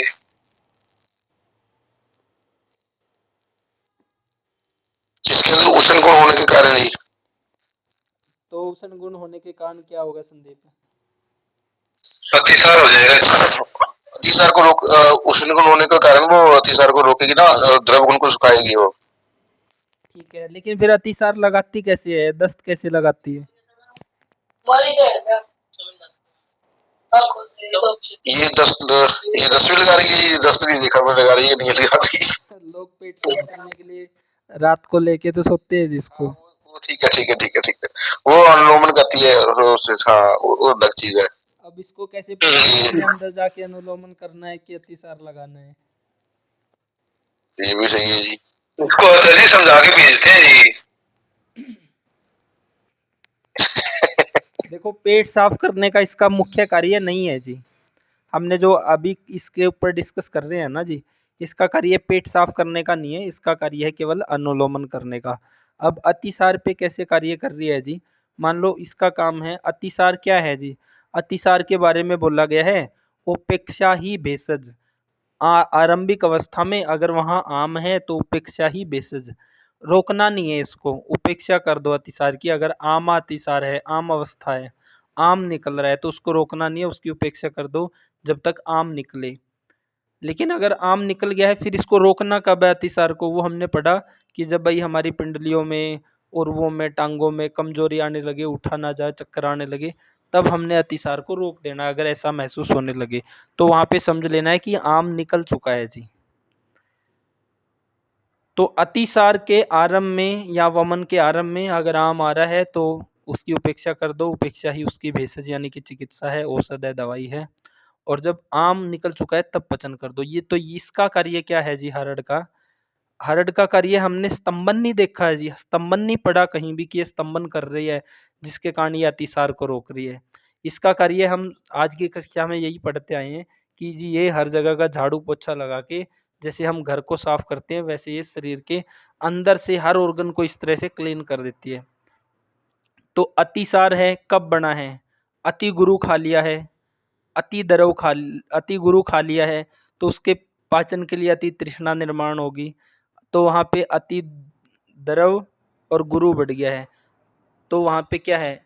ये केवल निकालने का काम करेगी उसको, इस जो अंदर वहाँ आम है उसको जल्दी से निकाल के बस उस संप्राप्ति को, आम को निकाल देगी तो दस्त रुक जाएंगे। ऐसा है कि नहीं अनुपम जी?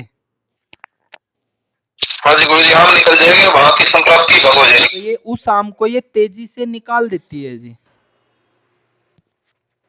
तो ये दस्त लगाने का काम नहीं करती है, ये जहाँ का भी मल है, टॉक्सिन है, आम है, उसको हटाने का काम करती है जी।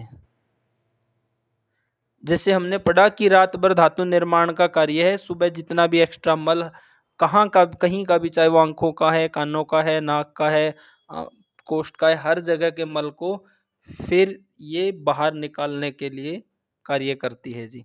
तो ये हर ऑर्गन की शुद्धि करती है, हर एक सेल तक शुद्धि करने का कार्य करती है।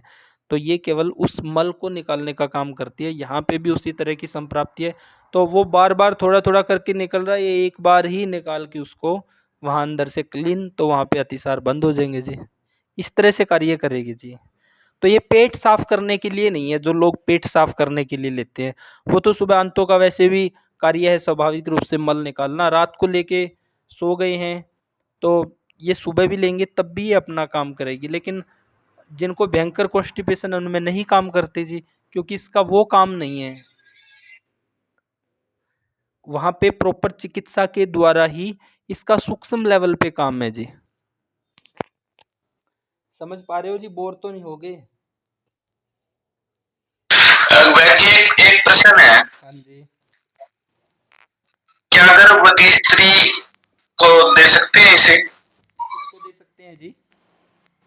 गर्भवती स्त्री को हरड़ दे सकते हैं कि नहीं? जी ठीक है। देखो, हमने जो इसका प्रैक्टिकली देखा है ना जी, प्रैक्टिकली ये है, जैसे इसमें तो बता दिया है कि अग्निदीपन करती है, पाचन करती है, अनुलोमन करती है, लेकिन हम जब इसका सेवन कराते हैं कोई भी रोगी आ गया है तो आरंभिक अवस्था में उसको हरड़ नहीं देते जी हम। आरंभिक अवस्था में पहले मेडिसिन के द्वारा उसको अरिष्ट देंगे, कोई पाचक वटी देंगे, कोई चूर्ण दे देंगे दाल सब्जी में डालने के लिए। तो पहले दीपन पाचन अनुलोमन करके फिर हम इसका उपयोग करवाते हैं, फिर वहाँ पे ये और अच्छा तेजी से कार्य करती है जी। आप लोग शुरू में देख लो कि किसी को वो है भयंकर दीपन पाचन अनुलोमन बिगड़ा है, पाउडर लेके देख लो तो और पाचन नहीं होगा, गैस सफारा सा बन ही जाएगा। कई रोगियों में ऐसे देखा है। तो हम इसका उपयोग करवाते हैं जी, दीपन पाचन अनुलोमन करा के फिर इसको खाने के लिए देते हैं जी। कैसे देते हैं? वात वालों को चूसने के लिए बोलते हैं जी घी में भून के, और कफ वालों को गर्म पानी या शहद के साथ दे देते हैं, और पित्त वालों के साथ पास दोनों ही ऑप्शन है, शहद के साथ भी ले सकते हैं, घी के साथ भी ले सकते हैं। अभी हमने इसके आधे गुण पढ़े हैं, अभी इसके बारे में एक बहुत विशेष श्लोक आप लोगों को पढ़ाते हैं, बाकी गुण इसके फिर पढ़ेंगे जी। तब तक गृहिणी रोग को कैसे ठीक करेगी, कोई साथी बताओ जी।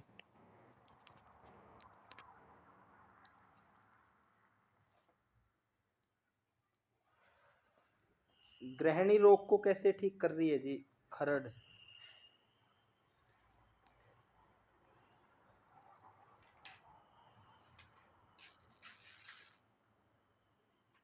आवाज आ रही है गुरुजी। हाँ अनुपम जी बोलो। गुरुजी मनु का शोधन करने से पृथ्वी महाभूत कम हो जाएगा, तो गृहिणी रोग अपने आप कम हो जाएगा। फिर दीपन पाचन अनुलोमन करने का काम करती है, और गृहिणी रोग में भी जो संप्राप्ति है वो अतिसार की तरह ही होती है जी। आप निकाल लो जी पेज नंबर 1200, और इसका अंतिम श्लोक है जी हरि तक की रसायन।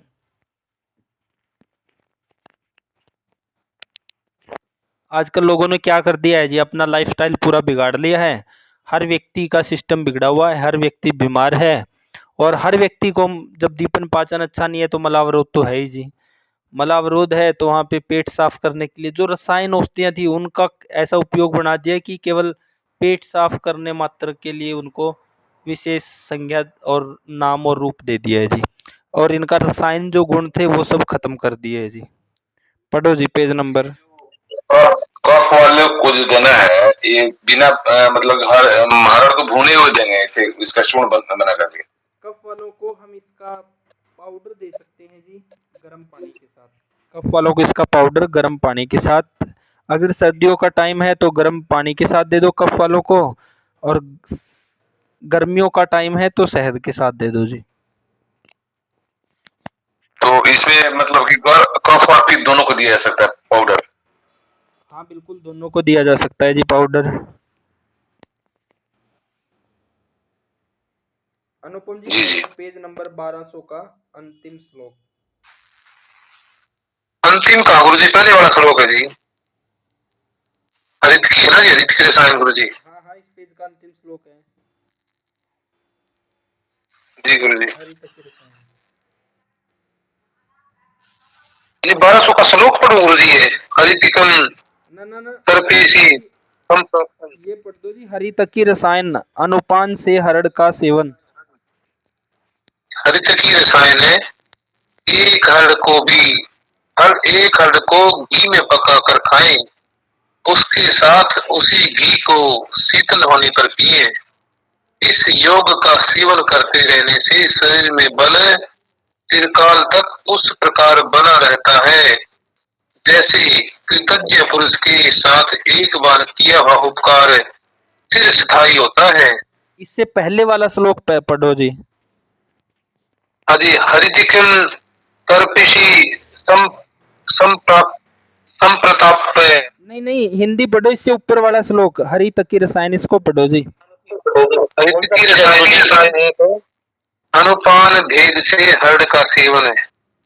गुड़ मधु सौंठ पीपली अथवा सेंधा नमक से 2-2 हरड़ों को प्रतिदिन 1 वर्ष तक खाने से मनुष्य 100 वर्षों तक सुखी रहता है। क्या कहा गुरुजी? इन्हें तो गुरुजी तोड़ ही कर दिया एकदम बिल्कुल, बोला भाई हरड़ का जो सेवन है ना जी, गुड़ के साथ है या फिर शहद के साथ या फिर सौंठी के साथ है, या पीपली के साथ या सेंध नमक के साथ है, जो 2-2 हरड़ों को प्रतिदिन सुबह और शाम, यानी कि 2-2 हरड़ 1 वर्ष तक जो आदमी खाता है वो 100 वर्ष तक जीता है। कहने का मतलब ये है सुखी रह करके जीता है, वो रोगी नहीं होता। लेकिन 1 वर्ष तक ही नहीं खाना है जी, इसको हम रेगुलर खा सकते हैं। ये ऐसा द्रव्य है जिसको रेगुलर ले सकते हैं, मतलब हम 1 साल, 2 साल, 5 साल, 10 साल, बस बीच में थोड़ा गैप डालते रहें, 3 महीने ले लिया, थोड़ा गैप डाल दिया 3 महीने, तो इसको लंबे समय तक ले सकते हैं। इसको लंबे समय तक लेंगे तो ये अपना कार्य कैसे कर रहा है अंदर अनुपम जी? कार्य तो गुरुजी लगातार ये है ना, जितने भी स्रोत है उनकी पूरी शुद्धि, उनको पूरा क्लीन करके रखेगा, और क्लीन रहेंगे तो सारे स्रोत जो है, अवयव अंग आदि जो है वो बहुत ही प्रचुरता से कार्य करेंगे, तो पूरे शरीर में पूरा बल बना रहेगा। जब ये कोई विकार नहीं फंसेगा, कोई यानी कि विजातीय द्रव्य शरीर में नहीं फंसेंगे, तो रोगी होने की बात ही नहीं है, तो निरोग होकर के जिएंगे, स्वस्थ होकर जिएंगे गुरुजी, जितना भी जिएंगे, और उम्र भी लंबी होगी, शरीर के अंगों का सामर्थ्य भी ज्यादा बढ़ेगा, हर वर्ष बढ़ेगा। आपके घर के बाहर नाला है जी, उसमें हर रोज़ झाड़ू लगाते रहोगे तो उसमें से हर रोज़ बिना किसी रुकावट के पानी अच्छे से बहता रहेगा जी। तो ऐसे ही हरड़ जब हमारे हर एक ऑर्गन की सूक्ष्म लेवल पर शुद्धि कर रही है, वहाँ के मलों को निकाल रही है, हटा रही है, बिल्कुल तैयार करके रख रही है। अब वात वाला है तो वो रसायन का सेवन करे जी, और पित्त वाला है तो वो भी ब्रहण और संतर्पण चिकित्सा करे जी, और कफ वाले ने केवल अपने दोषों का पाचन करना है। कफ वाला वैसे भी ठीक ठाक खाना खाते हुए भी उसकी सेहत अच्छी रहती है जी। तो अब ये किसको किस ऋतु में और कैसे सेवन करनी चाहिए अनुपम जी?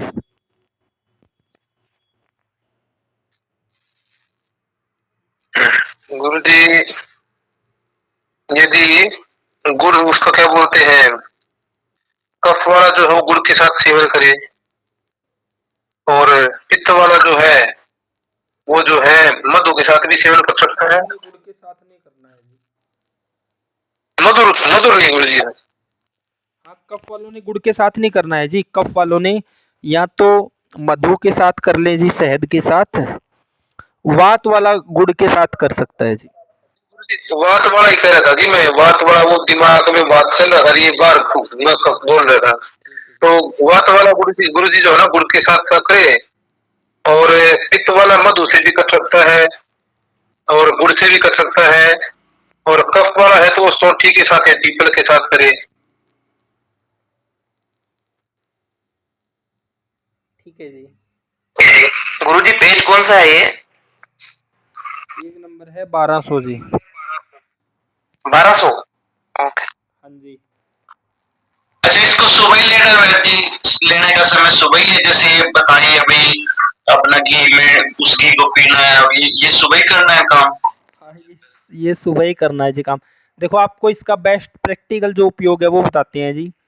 जो हम वात वालों को इसका सेवन कराते हैं, तो वात वालों को हम क्या करवाते हैं जी, जैसे खासकर जो नॉर्मल व्यक्ति है वात वाला, वो अगर 2 टाइम भी ले ले जी, एक बार सुबह उठ के जी और एक बार रात को सोते समय, अगर 2 टाइम वात वाला ले ले, दोनों टाइम घी में भून के उसको मुंह में रख लो, घंटे तक रखे रहो जी। और कफ वाला है, उसको फिर हम गरम पाउडर दें या उसका थोड़ा काढ़ा बना के दें।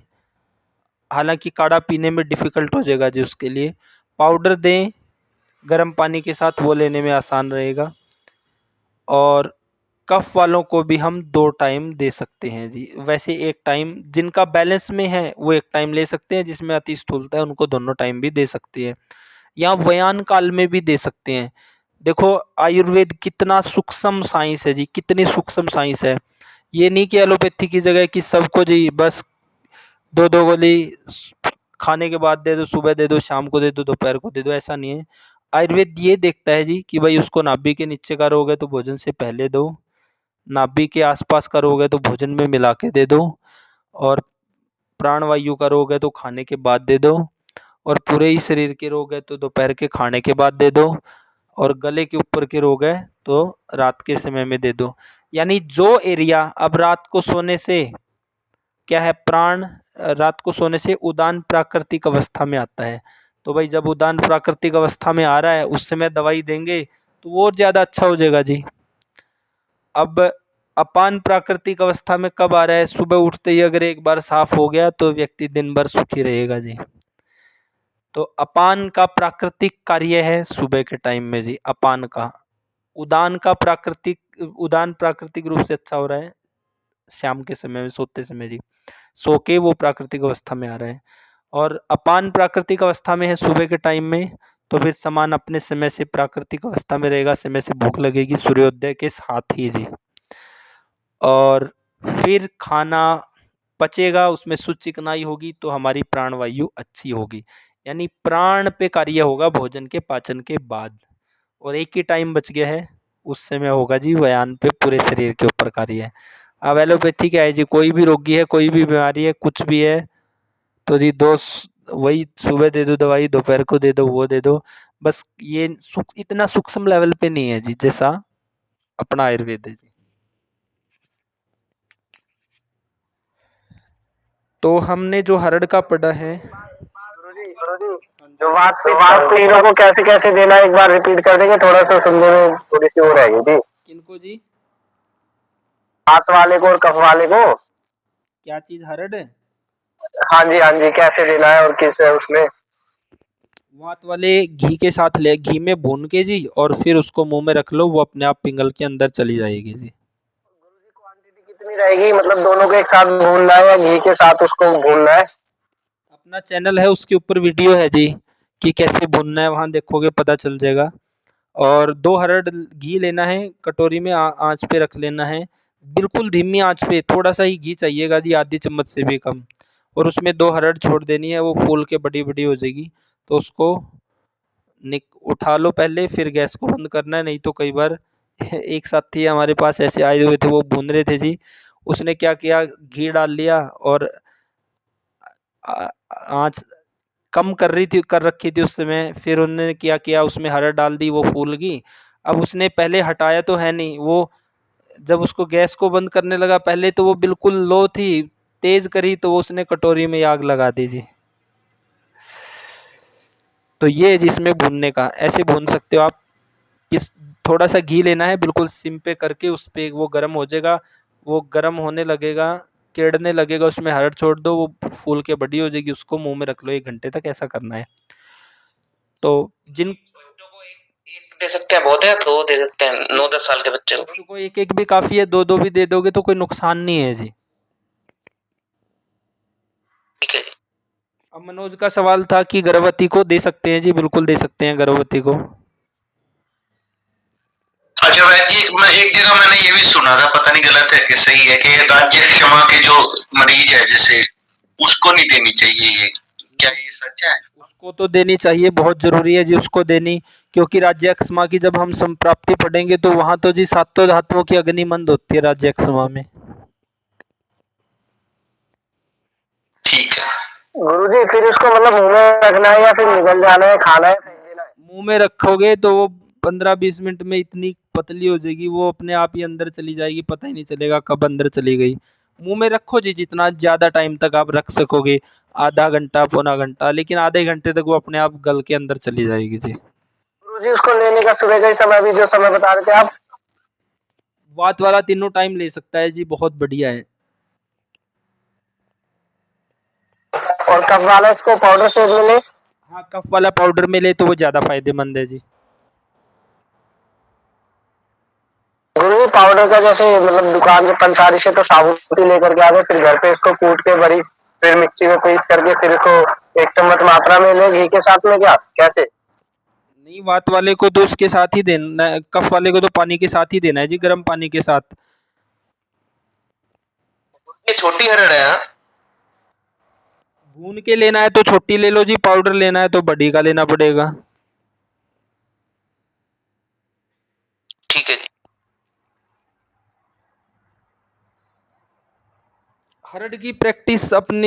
हरड़ का उपयोग अपनी प्रैक्टिस में शुरू करो जी, बहुत जबरदस्त रिजल्ट है जी, बहुत जबरदस्त। शरबत लेंगे तो छोटी लेंगे, बड़ी लेंगे तो ना, वो चूर्ण लेंगे तो बड़ी कर लेंगे, इसमें क्या अंतर है गुरुजी? ऐसा है, अब पाउडर लेना है तो बड़ी का लेना है जी, और चूसनी है तो छोटी है। अब छोटी का बड़ी का उपयोग कहाँ है, जैसे बच्चों को देनी है, बच्चों को छोटी नहीं दे पाओगे, वो घिसेगी नहीं। बच्चों को देनी है तो बड़ी को घिसाएंगे और उसका दूध कलर हो जाएगा माँ का चेंज, और वो दे देना है जी। अब पाउडर बड़ी का ही बनेगा जी, और छोटी का तो अगर पाउडर ही बनाना है छोटी में तो कितना पाउडर बनेगा जी, बनेगा ही नहीं जी उसका कुछ भी।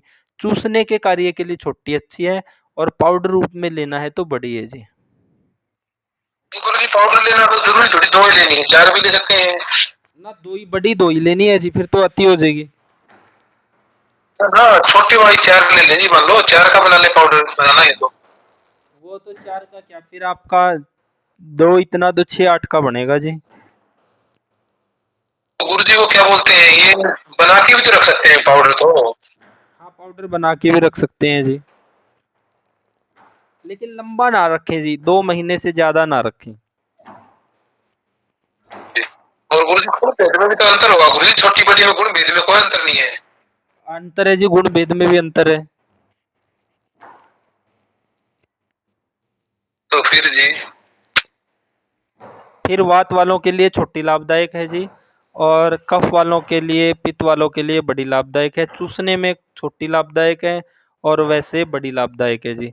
अब अगर थोड़ा डिफरेंस बता दिया गुण धर्म में, फिर लोग एक को ही इस्तेमाल करते रहेंगे, लेकिन दोनों के गुण कर्म अच्छे हैं जी, अपनी अपनी जगह पे दोनों के अच्छे हैं जी।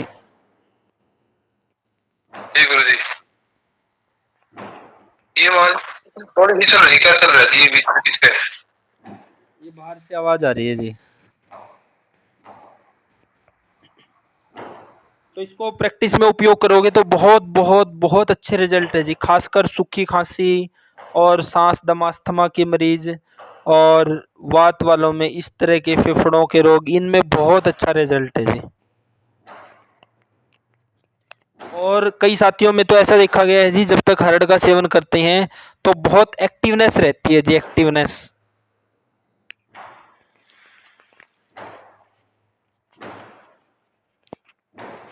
लेकिन पेट साफ करने के उद्देश्य से इसको नहीं खाना है जी, हर ऑर्गन को शुद्ध करने के उद्देश्य से, बढ़िया क्लीनिंग करने के उद्देश्य से इसको लेना है जी।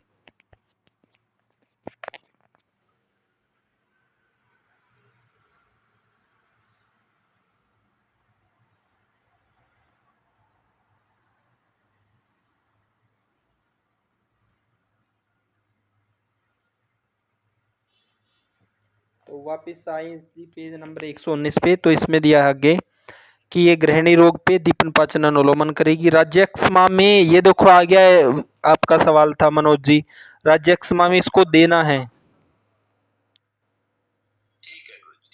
ये लिखा है शास्त्र में। और ये राज्यक्षमा में तो विशेष योग है जी, क्योंकि यहाँ सातों धातुओं की अग्नि मंद रहती है राज्यक्षमा में। आगे सोत, कोई बोल रहा है जी? हाँ, मैं पूछ रहा था राज्य क्षमा क्या है? टीबी रोग जी, टीबी। ठीक है।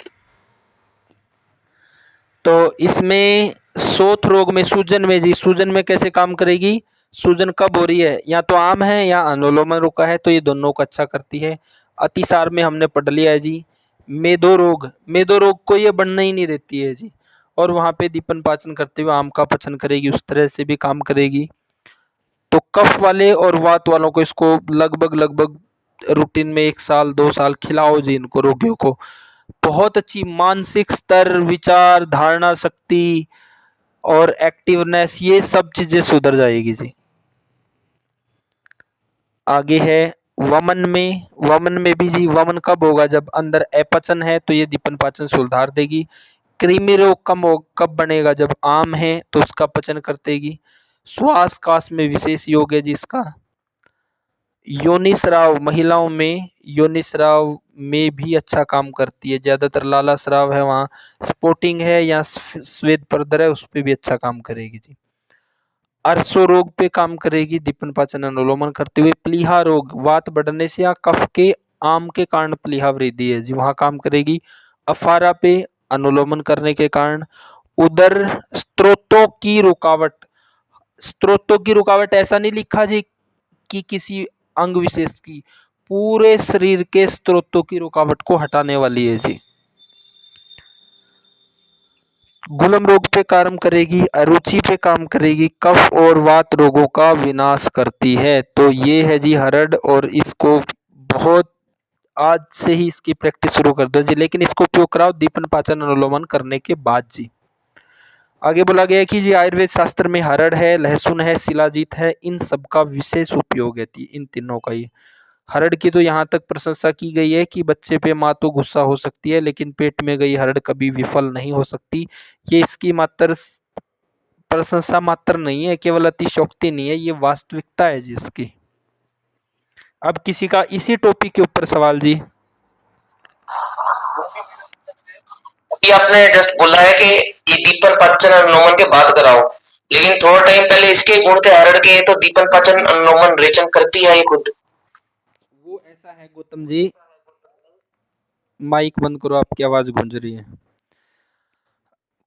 इसको अगर हम आरंभिक अवस्था में देंगे, जहां पहले ही अपचन चल रहा है, तो वहां कफ वालों को चूर्ण देंगे तो उतना लाभ नहीं मिलेगा जी। चूर्ण जैसे हमने एक लाइन ऑफ सीक्वेंस पढ़ा है अग्नि की रक्षा करने का, जो ऋषि वाग्भट ने लिखा है, शुरू से हम पढ़ते आ रहे हैं कि भाई अग्नि की रक्षा करने के लिए पहले हमने ऐसा प्रोडक्ट देना है जो अग्नि का बल कम से कम उपयोग करे, जो पचने में बिल्कुल ही नॉर्मल हो, खुद जाके आसानी से पच जाए। जैसे कि आसव अरिष्ट है, अरिष्ट है खासकर, क्या है भाई, जूस की तरह है, अंदर जाके पचेंगे भी और अंदर के अंगों की साफ शुद्धि कर देंगे धो पहुँच के। तो अरिष्ट है, पाचकवटी है, इन सब का आरंभ में उपयोग करो, दीपन पाचन सुधर जाए। फिर लॉन्ग टर्म तक पूरी अंदर की संप्राप्ति की शुद्धि के लिए इसका उपयोग करना है। मान लो आपने कोई गटर है जी, उसमें ऐसा तो है नहीं, उसको आप क्या करेंगे जी, पहले ऊपर से साफ करेंगे या सीधा नीचे से ही साफ करेंगे जी, उसके अंदर ही घुस जाएंगे, उसका रास्ता बनाते बनाते आप डीप पहुंचोगे ना जी। तो इसमें पहले अग्नि को सुधार लेंगे, तो फिर ये सूक्ष्म लेवल की जो अग्नियां हैं, धातु की अग्नियां हैं, महाभूतों की अग्नियां हैं, स्त्रोतस है, कोष्ठ है, फिर ये बिल्कुल डीप जाके कार्य करेगी। ऊपर से हम वहां से कार्य कर रहे हैं, फिर ये डीप पे इसका कार्य करेंगे जी। अब कोई रोग आमावस्था में आ गया है, तो पहले हम उसके आम का पचन करें, ना कि आम को छोड़ के सीधा धातुगत अग्नियों पे जाएं। गौतम जी। हाँ जी गुरुजी, मैं समझ गया। जैसे किसी को शुगर है गुरुजी, कफ वाले को, और पहले हम दीपन पाचन अनुलोमन कर लें तो फिर हरड़ का उपयोग कराएं, तो ये तो मेद को भी पचा देगी। हाँ बिल्कुल जी।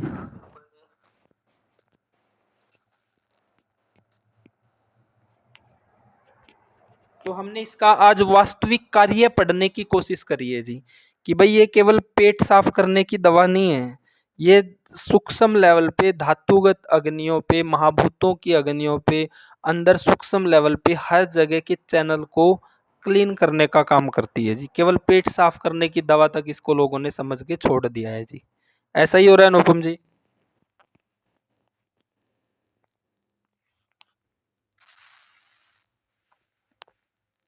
गुरुजी इसका साइड इफेक्ट तो कुछ नहीं होगा, मुझे जैसे बता रहे थे कि सबकी दवा की है, इसका कोई मतलब कि नुकसान भी है क्या? नुकसान तो ऐसे है जी, अब अगर आप वात वाले को उठा के चूर्ण दोगे तो उसका नुकसान है जी। कफ वाले को घी के साथ दोगे तो चल जाएगा, क्योंकि घी इसमें ऐसा तो है नहीं 1 चम्मच 2 चम्मच 5 चम्मच जा रहा है। कफ वाले को इसको आप घी के साथ दोगे तो भी चल जाएगा, लेकिन कफ का सही जो अनुपान है वो गर्म पानी है जी, या शहद है। और वात वाले के साथ, इस वात वाले को इसको केवल घी के साथ ही देना है। अगर वात वाले को इसको शहद के साथ देंगे वो भी गलत है, और वात वाले को इसको पाउडर रूप में देंगे तो वो भी गलत है दुबे जी। ये साइड इफेक्ट है जी जी। अगर अनुपान गलत रखेंगे। ऑयल में भी इसे वो करते हैं ना, किसमें जी? एरंड का ऑयल में, एरंड के ऑयल में। हाँ डाल सकते हैं, लेकिन ये केवल पेट साफ करने की दवा नहीं है जी, तो ये हर जगह की शुद्धि करेगी। तो जिसका मतलब ये हुआ कि हरड़ यूज करने से पहले दीपन पाचन अनुलोमन अच्छे से कर लें, जो अरिष्ट के साथ दशमूल वगैरह, और उसके बाद ही असली काम इसका रिजल्ट नजर आएंगे, उससे पहले नहीं आएंगे। पहले भी लेकिन वो आदर्श स्थिति नहीं है जी। पहले हम दीपन पाचन करके भाई ऊपर वाली चीज़ों को ठीक करके फिर हम डीपली जाएँ धातुगत में। हाँ जी। तो आज का हरड़ का ये इसका वास्तविक उपयोग पढ़कर कैसा लगा जी? क्या समझ बने आज? अनुपम जी क्या कहना चाहेंगे? गुरुजी हर तो ऐसा वैसे तो पहले ही आपने बता रखा है, लेकिन आज पढ़ने के बाद और ज्यादा विस्तार हर के बारे में हमारा हो गया ज्ञान का। तो ये तो वास्तव में निरापद औषधि है और हर वैद्य को प्रचुर मात्रा में इसका प्रयोग करना चाहिए और इससे भरपूर लाभ मिलेंगे गुरुजी। ऐसा आज के पढ़ने से विशेष ज्ञान हमें हुआ कि किसी भी रोग में आप हर्ड का प्रयोग कर सकते हैं, उसका प्रयोग करने का तरीका थोड़ा बदलना होगा हमारे को। जी गुरुजी। हम अपनी हाँ, बोलो जी। क्लास के बाद ऐसा लग रहा है, बोलो हेलो, गुरुजी। बोलो बताइए। गुरुजी आज की क्लास के बाद ऐसा लग रहा है कि हरड़ के बारे में जान के कि एक तरह से जैसे संजीवनी बूटी होती है उस तरह की है, मतलब हर चीज में काम आ सकती है, हर प्रकार के व्यक्ति को काम कर सकती है।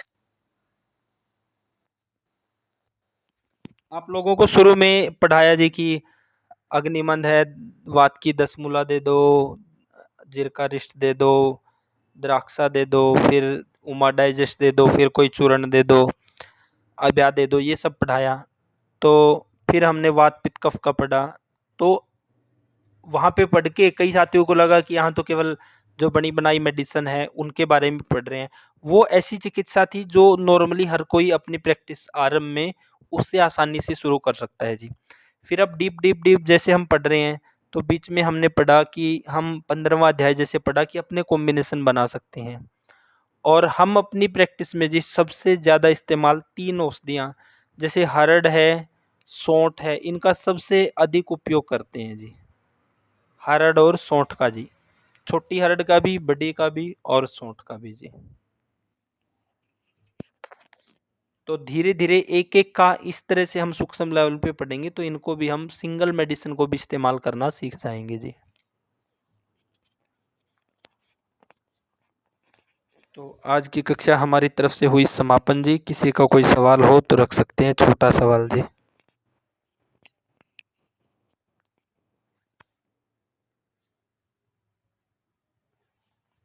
गुरुजी इसका पित्त के लिए जरा वापस बताएंगे। बताओ अनुपम जी, पित्त के लिए इनको तो क्या बताऊं गुरुजी, प्रयोग बताना है, क्या बताऊं पित्त का? सवाल है जो भी इनका। नहीं सवाल तो इनका पूरा तो नहीं ना गुरुजी, पित्त के लिए क्या बताऊं? प्रयोग के लिए देखो पित्त के प्रयोग वाला है ना जी, वो इसको जो शहद के साथ भी प्रयोग कर सकता है और घी के साथ भी प्रयोग कर सकता है, दोनों तरह से प्रयोग कर सकता है। वात वाला जो प्रयोग करेगा घी में भून करके ही प्रयोग करेगा और कफ वाला जो है वो शहद के साथ भी प्रयोग कर सकता है और उसको गर्म पानी के साथ भी प्रयोग करवा सकते हैं। ये है जी। ये पित्त वाला कितना टाइम ले सकता है? हाँ जी, पित्त वाला कितना टाइम ले सकता है इसको? टाइम तो वो तो ऐसा है ना जी, लंबे समय तक ले सकते हैं, लंबे काल तक ले सकते हैं, कोई बात नहीं। 3 महीने ले लें, उसके बाद 2 दिन छोड़ दें। कितना टाइम? हाँ जी, लंबे 3 महीना ले लेना। गुरु जी ने जैसा भी बताया कि 3 महीने प्रयोग कर लें, फिर कुछ दिन छोड़ दें, फिर 3 महीने फिर ले लें, फिर कुछ दिन छोड़ दें, इस तरह से कर लें। पूछ रहे हैं दिन सुबह शाम ले लो, सुबह शाम दिन में 1 बार 2 बार ऐसा किस के वैसा जैसे तो बाद में 3 बार ले सकते हैं। इसमें लिखा है कि लगातार 1 साल तक यूज कर सकते हैं, 1 वर्ष तक इस्तेमाल प्रयोग कर सकते हैं। लगातार की बात नहीं कर रहा हूँ मैं, दिन में कितनी बार ले सकते हैं वो बात कर रहा हूँ। लगातार तो लेंगे, 2 बार ले लो, 2 बार सुबह शाम। मुकेश जी का बड़ा अच्छा सवाल है। मुकेश जी, डिपेंड करता है कि आप किस बीमारी में किस टारगेट से इस्तेमाल कर रहे हो और क्या दोष है, क्या व्याधि है जी। मान लो आप सूखी खांसी वाले हैं जी, इनको हम कम से कम 3 बार भी करवा देते हैं और 5 बार भी जी। आप 2-2 चूस लो सूखी खांसी वालों के लिए। अब पित्त वालों में अगर आप द्रव गुण के लिए ले रहे हो, वहाँ पे हरड़, आंवला, शहद ये ले रहे हो तो दिन में 2 बार भी काफ़ी रहेगा। ज़्यादा समस्या है तो 3 बार दे दो, नहीं 2 बार में भी। वो डिपेंड करेगा कि समस्या कितनी है, उसके हिसाब से आप डिपेंड करोगे कि कितनी बार दोगे जी। उसका हौसला है, हौसला। मान लीजिए सामान्य स्थिति में लेनी है तो एक बार ही पर्याप्त रहेगी जी, लंबे समय तक है। 2 बार ले लो वो भी अच्छा है अनुपम जी, सामान्य स्थिति में भी। उसका गुण है तो उसका गुण है तो गुरुजी आज वो वीडियो तो नहीं बना पाए हमें, वो आपने कौन सा वीडियो देखा था गुरुजी आज? मैंने वो देखा था जो करनाल प्लस पे था। नहीं, कौन से वाला जी वीडियो? वो भोजन वाला? भोजन वाला जी। जी जी गुरुजी। और कौन सा वो तो है? और तो वे सारे दिन लगे रहे गुरुजी। क्यों जी? आज भी और फिर सारा दिन लगे रही उसी काम में, तो वो पेट वाला तो आज टाइम नहीं मिल पाया, इसलिए बना नहीं पाए। वो कल बनाएंगे गुरुजी, प्रयास करेंगे कल। करनाल प्लस वाले तो मोटे पैसे मांगने लग गए अब। भाई देखो, जिसका सिक्का बुलंद होता है ना, वो चाहे आप हो चाहे मैं हूँ, वो तो उसके भाव तो बढ़ ही जाते हैं ना जी।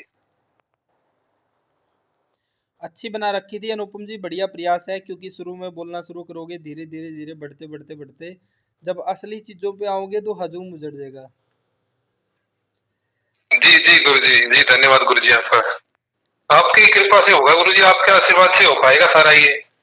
ठीक है जी। जी गुरुजी। इसमें थोड़ा सा और बेटर जा सकते थे।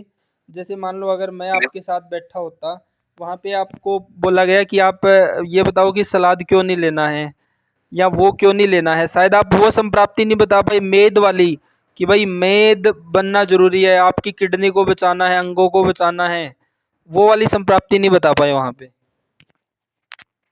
जी गुरुजी, छूट गया गुरुजी। हाँ जी। क्योंकि वो सबसे इम्पोर्टेंट था भाई, हम खाना क्यों खा रहे हैं, खाना पचने से रस बनेगा, उसमें चिकनाई होना जरूरी है, तभी तो हमारे जोड़ अच्छे रहेंगे, तभी पूरे शरीर में फ्लेक्सिबिलिटी रहेगी। अब आप किसी दीवार पे मूत्र करने लग जाए तो दीवार ही खर्चे है जी, लेकिन किडनी कैसे बचे, अंदर के ऑर्गन कैसे बचे हैं, वो तेजाब जो आपका भारी से भारी खाने को पचा के न्यून कर देता है, उससे आपका लीवर प्लीहा, आपका लीवर, पित्ताशय और ये आंतें कैसे बची है जी उससे। तो बड़ा अच्छा बोल रहे हो, बहुत अच्छे। वो तो पॉइंट चलो मैंने निकाला है कि यहाँ हम इसको वहां तक जा सकते थे, यानी आपने जैसे बोल दिया, जैसे क्या होता था कि एक तरफ भाई राजीव दीक्षित बैठे हैं, एक तरफ स्वामी रामदेव बैठे थे, तो दो व्यक्ति बोल रहे हैं, एक को बीच में थोड़ा टाइम भी मिल जाता है। हमने कुछ व्याख्यान किए थे, दो साथी हम व्याख्यान देते थे जी। एक हमने करनाल में किया था, गीड़ गांव में, मतलब उसने बेसिक चीज़ों पे बीच बीच में जो पॉइंट थे, कहीं बीमारी का कोई भी था या कुछ बीच में बोलना था, तो वहाँ मैं शामिल हो जाता था जी। तो दो आदमियों का तो और बहुत विशेष हो जाता है गुरुजी फिर। हाँ जी। बिल्कुल गुरुजी इसमें कई चीजें अच्छी हो जाती हैं। जैसे एक बार आपने देखा हो कि 2% जो ब्याज वाला वो था कि सभी पे सिर्फ 2% ब्याज लगे बैंक से निकालने पे और जमा करने पे। तो स्वामी रामदेव जी अकेले एक डिबेट में थे तो उसका जवाब प्रॉपर नहीं दे पाए थे। तो इसलिए अगर पूर्ण ज्ञान होना तो तभी ये डिबेट में जाए तो बहुत अच्छा रहता है इसमें, क्योंकि अच्छा था। जैसे मैंने जो ये देखा कि मान लो इन्होंने बड़े अच्छे से बताई है सब चीज़ें, लेकिन वो चीज़ों मैं ही महसूस कर पाया हूँ, शायद पहले नए लोगों के लिए वो भी काफ़ी है जो इन्होंने बताया है। वो थोड़ा अगर इनके बगल में मैं भी बैठा होता तो इसको हम और अच्छा कर सकते थे। हाँ जी गुरुजी, कोई ना गुरुजी, वो भी करेंगे फिर गुरुजी। वीडियो तो भी तो शुरुआत है जी, वो तो शुरुआत के लिए तो ऐसे ही होता है जी, वो तो और चलेगा फिर आगे, अब और भी तो बनेंगे उस पे जी, बहुत सारे वीडियो बनते हैं। अच्छी है शुरुआत। इसमें एक सुझाव और था, एक जी और गुरुजी। उसको ठीक कर सकें तो उसमें जैसे जहाँ पे वीडियो बन रही थी पीछे उसमें फ्रिज आ रहा था जी, फ्रिज। जी जी गुरुजी। जैसे आप तो कमेंट कर सकते हैं कि आप आयुर्वेद पे बोल रहे हो, पीछे फ्रिज है, उसमें क्या है, थोड़ा अपना मतलब वो एक तरह से आयुर्वेद को धीमा करने का काम है कि भाई बस बोल बोल रहे हैं, हम पूरा इस चीज का नहीं, फ्रिज के ऊपर भी, फ्रिज के ऊपर भी बोल रखा है गुरुजी। फ्रिज के अंदर, फ्रिज का खोल करके सारे, उसकी भी डॉक्टरी का वीडियो है अभी, उसकी एडिटिंग होनी बाकी है, तो वो भी आएगा वैसे। तो वो उन्होंने ये बता रखा है कि भाई ये जो है ना, हमारा घर नहीं है, इस तरह करके नहीं है उसमें, ये हमने एक स्टूडियो की तैयारी की, इस तरह करके बोल रखा है उन्होंने उसमें। ठीक है, वो मैं किसी को सुना रहा था कि जी देखो ऐसे ऐसे सुनो इसको, उन्होंने वहीं पे वो कमेंट कर दिया। जी जी जी गुरुजी। तो फ्रिज के ऊपर भी है काफी चर्चा, फ्रिज के ऊपर भी उन्होंने।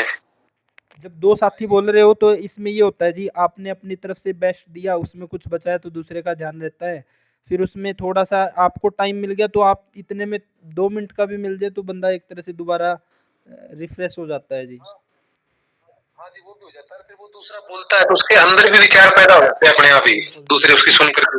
बिल्कुल। ये विशेष होता है, इसमें कोई दो राय नहीं है। गुरुजी जो सोंठ पे आप बता रहे थे, हाँ जी। तो सोंठ पे क्लास अभी नहीं चला है कभी? सोंठ पे क्लास चला है जी, उस समय आप क्लास में नहीं थे। जी, टाइम है जी तो सोंठ के ऊपर।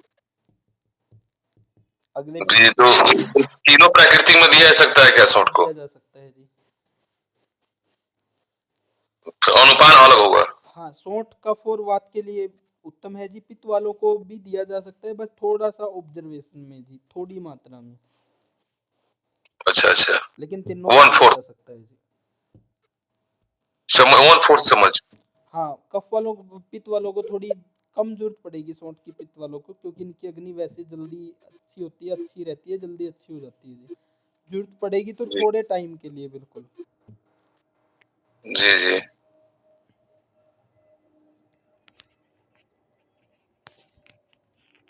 तो अनुपम जी ये अपना लिंक भेज देना एक बार वीडियो का, जो गुरुजी बात कर रहे थे।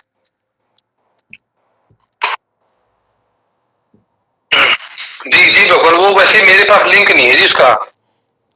मैं भेज किस पे है, यूट्यूब पे कहीं? करनाल कलर के नाम से करोगे तो क्या आएगा? अच्छा हाँ हाँ, चैनल तो है। मैं भेज जो मैंने देखा भी मेरे पास है। मेरे पास है वो। ठीक है गुरुजी। चलो आज के लिए इतना ही पढ़ेंगे जी, बाकी कल पढ़ेंगे। सभी को नमस्ते जी।